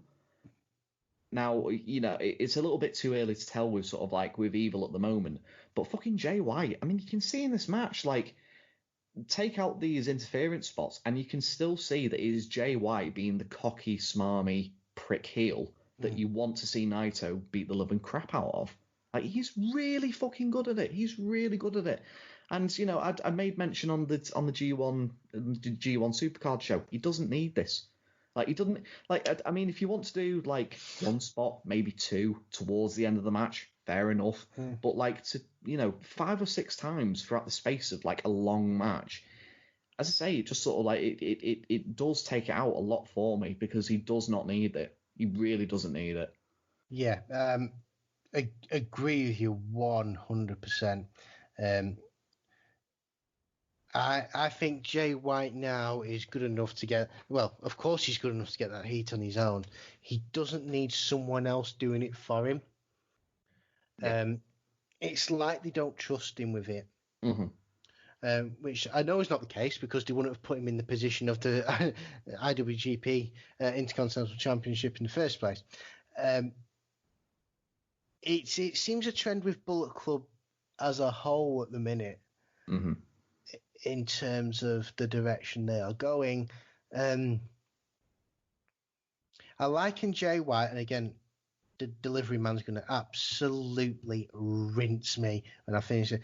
I liken Jay White to Nick Aldis in terms of they have that natural, arrogant look. Yep. And they could act normal and still piss people off. Obviously, I'm not for 1 minute saying the same. I think Nick Aldis is miles above Jay White at this minute in time. However, I feel the styles and the way they are the same. Yeah. I think Jay White looks at Nick Aldis and thinks, right, I can have a bit of that. And be that kind of heel. I know Nick Aldis has the Camille, but not used as much now. Shall we say she's not used as much, Camille? No. Jay White doesn't need people there at the ring. And I've said this before. You're devaluing. If he comes out with someone, the minute you see him with someone who's holding a weapon or gun or what else, you devalue him. Yeah. And if he loses, he can put it's like, oh, it's his fault. Or if he loses, you can say, oh, it's embarrassing that he lost considering he had someone helping him. But if he wins, it's like, oh, but he had someone helping him. If he goes over or not, he's still not getting over. If you get me. that's the lasting impression that you get from him. And it's a shame because the impression I get from him, I think was it at Royal Quest as well. He is very a natural heel. Yes. A very natural heel. Mm-hmm. Just let it happen. Mm-hmm. Yeah, definitely. So as I say, the story of this match, who can be the biggest shithouse? I love that Naito sort of like there's a couple like combinations of like him cutting off Jay White's shithousery. Of like there's a bit where he's doing sort of like he does like the kick in the corner, jumps over the ropes, sweeps the leg, and then goes to jump back in for sort of like the basement drop kick while he's in the corner. Yeah. But like as Naito's jumping back over, Jay White just sort of like flinches himself, like puts his arms up as if to block it. So Naito just stops, and then Jay White just sort of like drops his arms, and then Naito immediately hits a drop kick, which is just fucking great.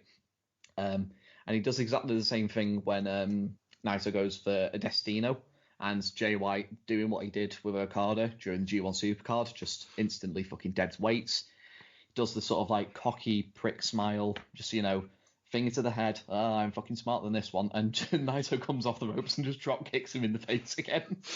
But that works. See, that natural smile, that smirk, that evil little you would have fucking punch him, which makes it all the better. So when Naito does get his own back on him, that it makes that payoff better. Whereas if it's with someone else, it's directed at the person interfering, not at the wrestler.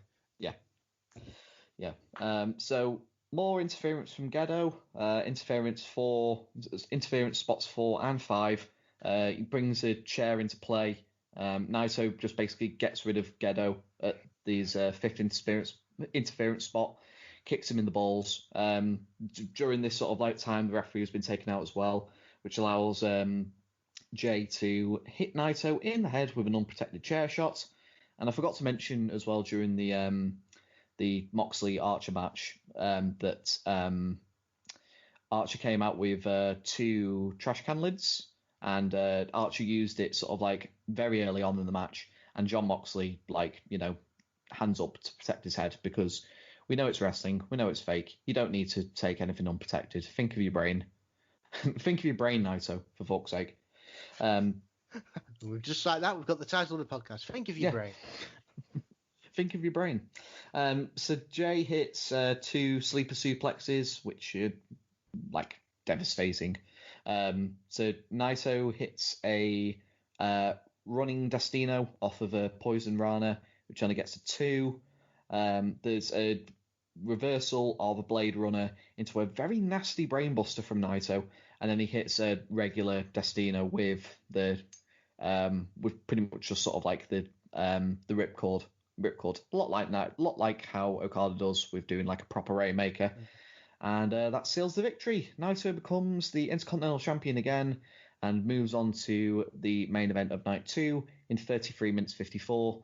As I say, sort of like take out the interference spots, and I think maybe cut a little bit of time off it, because I felt it went a little bit too long in the tooth, particularly if your main event's like going nearly 40 minutes. But it's 33 minutes 54 seconds.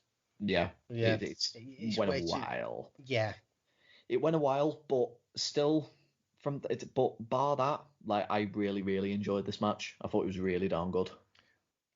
Yeah, I mean, Tetsuya Naito is probably is my favourite wrestler at the minute.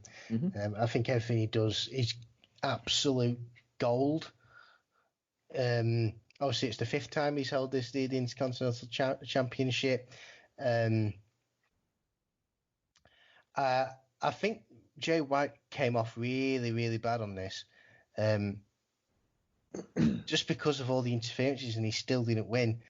And it really did. I think you can't underestimate how much it devalues someone when that happens. It sets him back a good couple of matches, and it's not good for him. And he's relatively starting out still, but he's such a natural heel, and he's so good. I believe he'll get back on track. I just hope they ditch his friends, and he just becomes a leader, a lone wolf, as you will, of the Bullet Club. and gets back in that main event title picture again with Naito. The boy's golden. You mentioned the Brainbuster. A move I feel very funny about because it is one slip away, one bad move away from being real bad, because it's just like a suplex and a drop. Really, everyone just drops. It's not uncomfortable to watch sometimes. I just think it's one of them that's very risky. I like it. Don't get me wrong. It's a great spot. It's a great move. But if someone does in the wrong hands, it's disaster. I think there is a way of doing it. Like, I mean, Tomohiro Ishii's finisher is a brainbuster, but he doesn't do it like exactly like a brainbuster. It's pretty much just sort of like a vertical suplex, but with sort of like a little bit of a tuck in, but it's only like sort of slight. Those are the kind of brainbusters you'd probably be okay taking. Yeah. Agree. Yeah, but yeah, just great match. Really, really great match. So yeah, we should probably move on to the main event for the IWGP Heavyweight Championship. The champion, the Rainmaker, Kazuchika Okada, taking on the winner of the G1 Climax 29 tournament, I should say, the Golden Star, Kota-Ibushi. Now, this is a rematch from the Block A finals, which is a match that I saw whilst doing my great big massive following of the G1 tournament, and it was fucking great. So safe to say that I was very much looking forward to this match. Okada's entrance and his new sort of like entrance attire, I thought were fucking great. They're really fucking cool. Like, I mean, like this, the entrance robe, the robe especially, where they sort of like have the proper lighting on it and it just sort of like glows in the dark as he's walking down the ramp, I think is really fucking cool. It's really cool. And it's an attire that he's kept up to this day, as far as I'm aware. Can I say both these guys in the whole are fucking cool? Yeah. Yeah, they're just fucking cool. Whatever they do, walking, fucking coolest walkers you've ever seen in your life. They could sit down on the park bench and I'd give it 5 stars and I'd scream to my voice. They're fucking cool, guys. Yeah.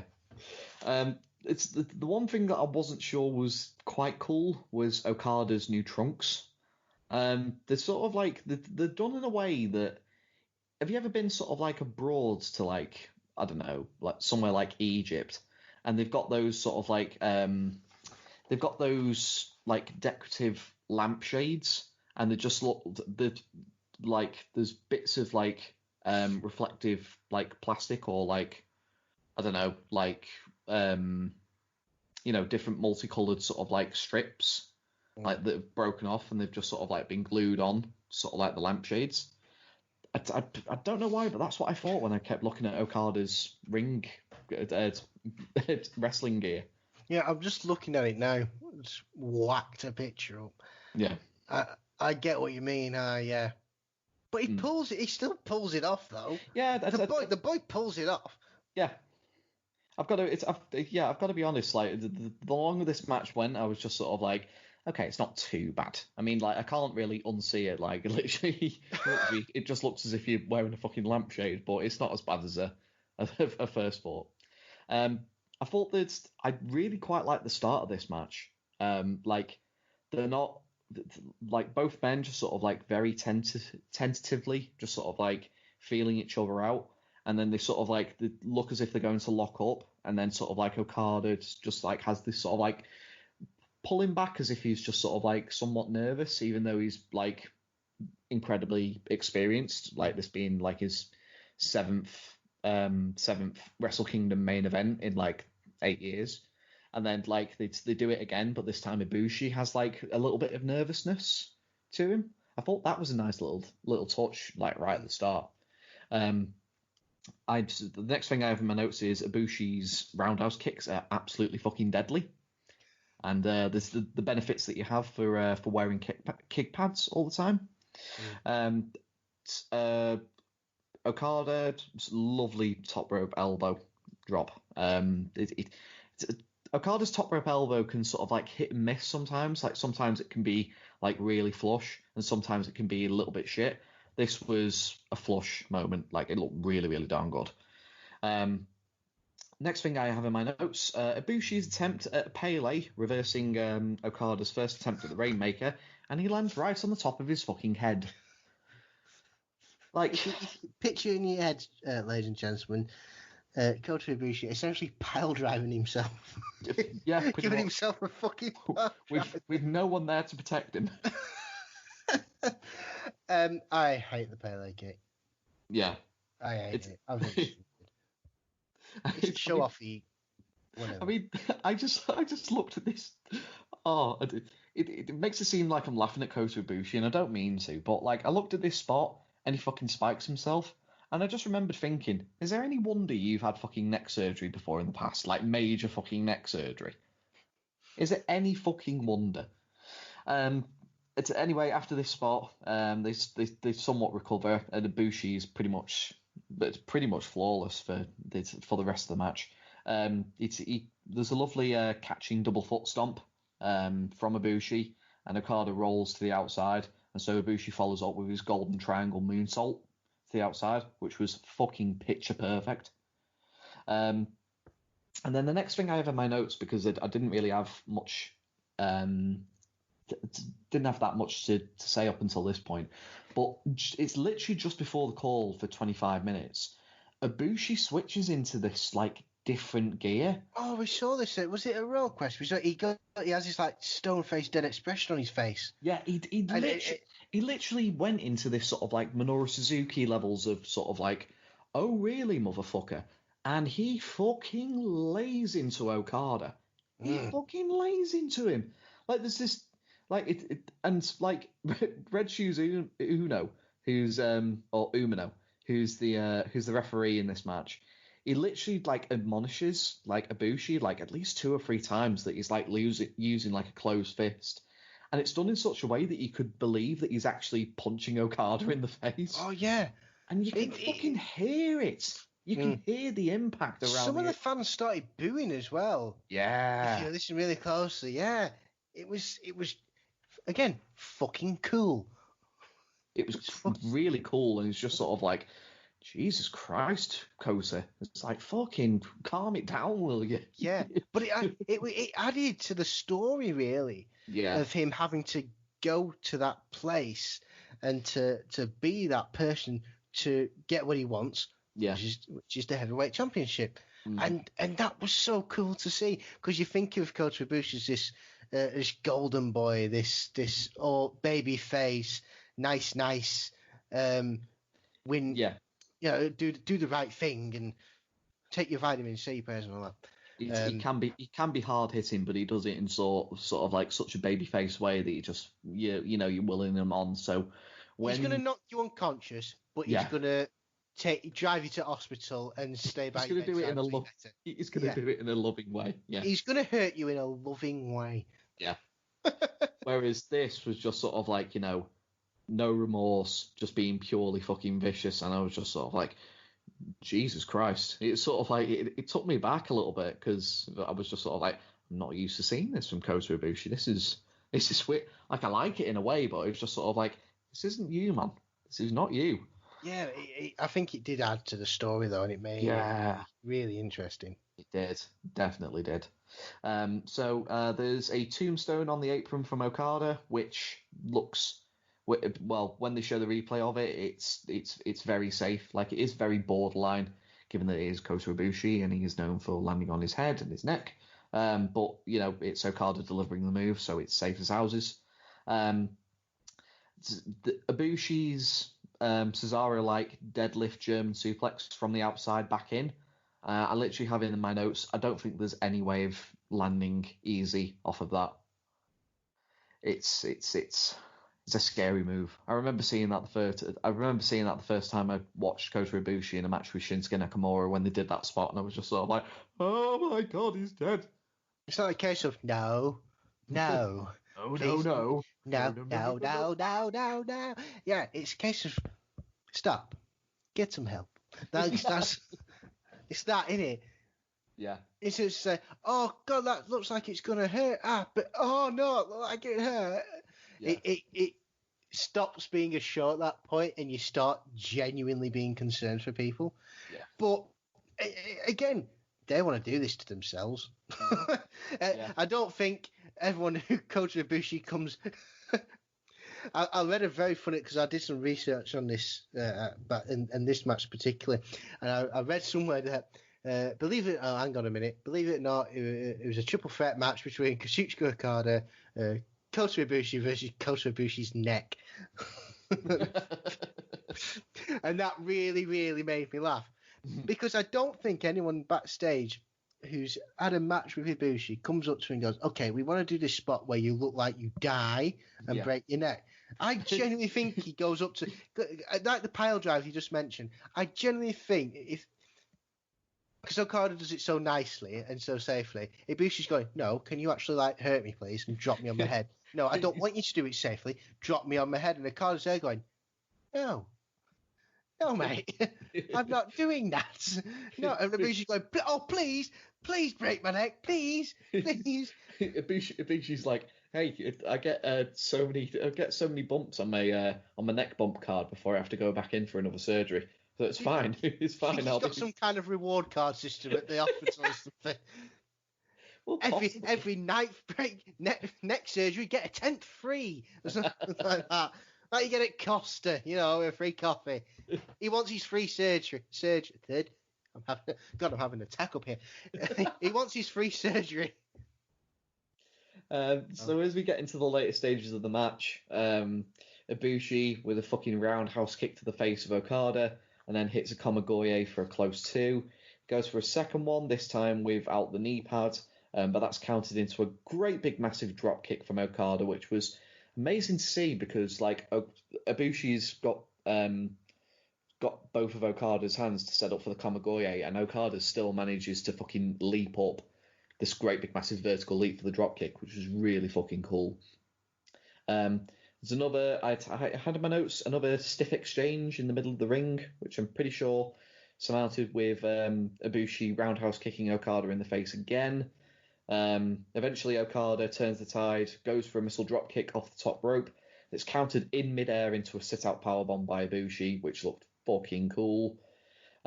Straight off of that, Ibushi goes for a Phoenix Splash. It's missed.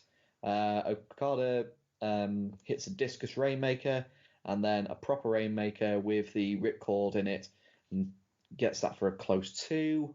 There's a couple of short-arm Rainmakers, goes for a proper one. That's counted into another roundhouse kick to the face.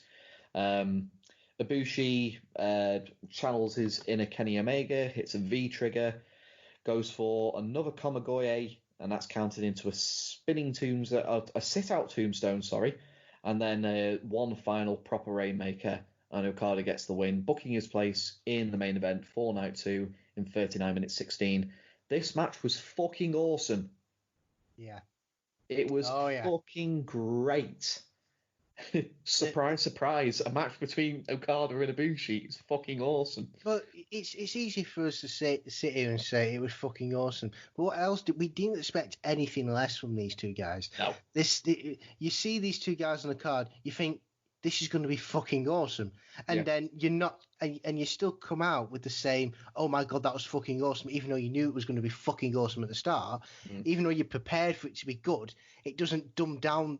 It doesn't dumb it down at all. Yeah. And I think these two guys are top of the game, and you know it's going to be good. And then you're not. And by the end of it, it's amazing how they can turn what was already going to be a good match into a great match. Yeah, and it's also natural. I love this Kota Ibushi turning into like he's got a dark side. I can't. There's got to be a cartoon somewhere where we've got it. like Yu-Gi Moto and Yu-Gi-Oh, where he uses the pyramid thing that he has on his set, and he turns into this big, fucking massive, really cool person. He turned. I love that dead expression. That like I'm okay. You're done fucked up, buddy. That sort of thing. it adds to his character as well, and like you said, it's fucking cool. Yeah. That someone, and also, very interesting point. It got him booed by the fans. He's like your favorite child, golden child in terms of Japanese wrestling. Booing him isn't. You don't do them things. No. You don't do them things. No. But this gets him booed. It adds to his already amazing character. It gives him something to do in a match. And I think if it happens more and it goes deeper and it gets darker and he starts doing more heel things, it'll lead to that heavyweight championship that he's craving at the minute. Yeah, definitely. So, yeah, not only was this an awesome match, but the result of this match means that we are set up for a main event of Kazuchika Okada versus Tetsuya Naito in the main event for Night 2, which is not a bad thing, given our past experiences.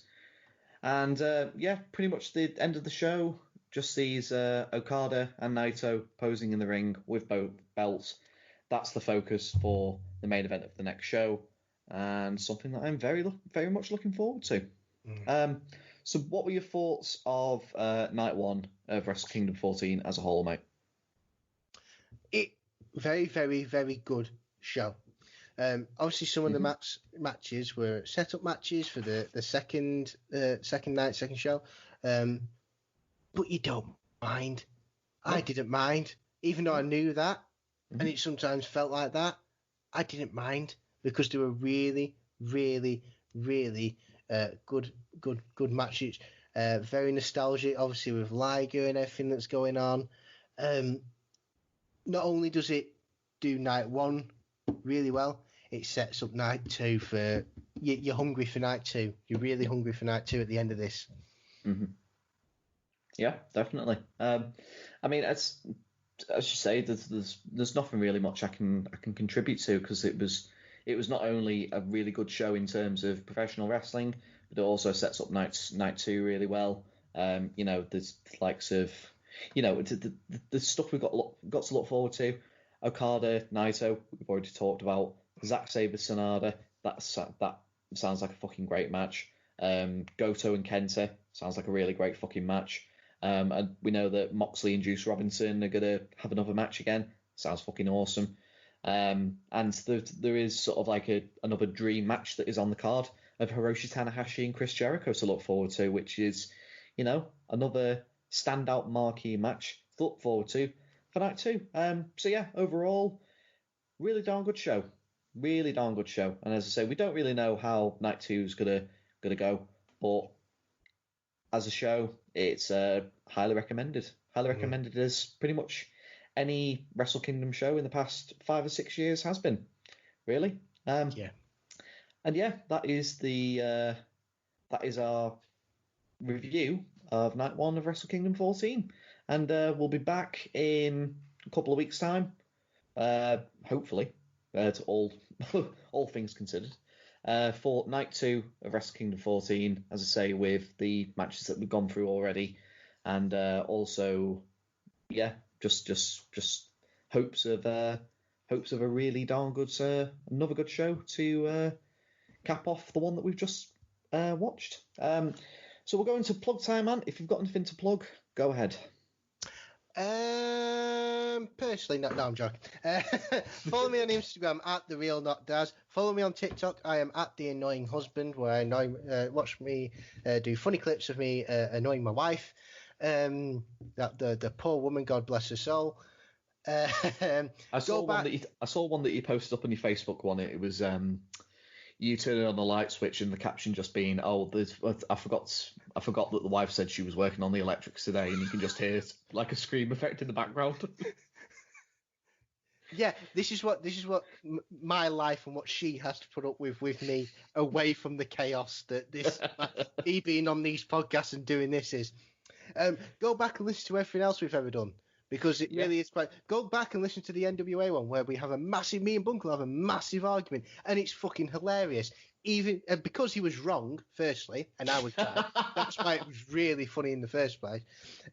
El Hitler Yeah, we talk about El Hitler. Just go back and listen, and then listen to this. It's amazing.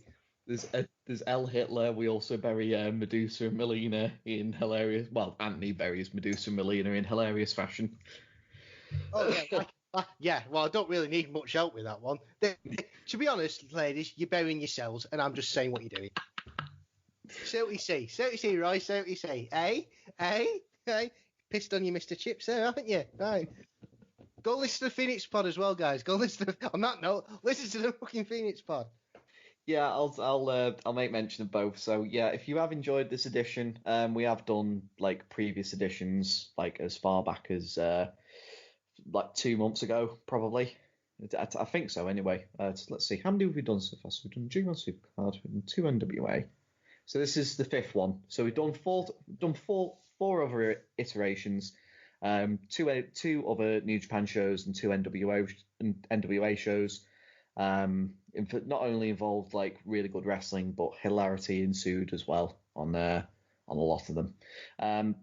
You can find that back catalogue of episodes, as well as back catalogue of like all episodes from the Lost Art of Wrestling. Obviously, we are sort of like a branch off of the Lost Art of Wrestling here at Lost Art of WrestleBox. Just basically on just search Lost Art of Wrestling on Facebook, Twitter, and make sure you subscribed on all the relevant podcast feeds like Stitcher, Spreaker, Apple Music, SoundCloud, Castbox, Podbean, wherever you get your podcasting delights. We're probably on there. I'm featured as well on the Phoenix Pod, courtesy of Lost Art of Podcasting, which is this podcast sort of like long lost brother from another mother. Just make sure you're following their Lost Art of Podcasting on all social media and podcasting sites. And I'm also featured as well on another Good Friends podcast of RAD Live. Random ass discussion. We just basically go on there with a couple of topics each, and we just shoot the shit for about 2.5 hours. So make sure you follow RAD Live on Facebook, on Twitter, and all your relevant podcasting sites as well. Also, I'm possibly going to be going into the art of game streaming because I'm part of a gaming Discord group. I'm considering, I'm pretty much in the works of putting together sort of like a Twitch streaming channel where I'm just going to be playing a load of really, really cool games.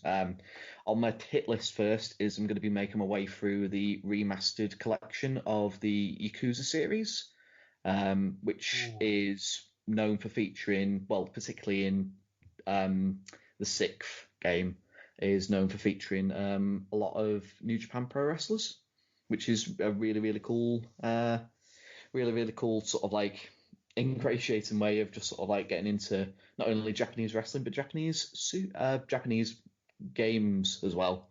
I don't know where I was going with that.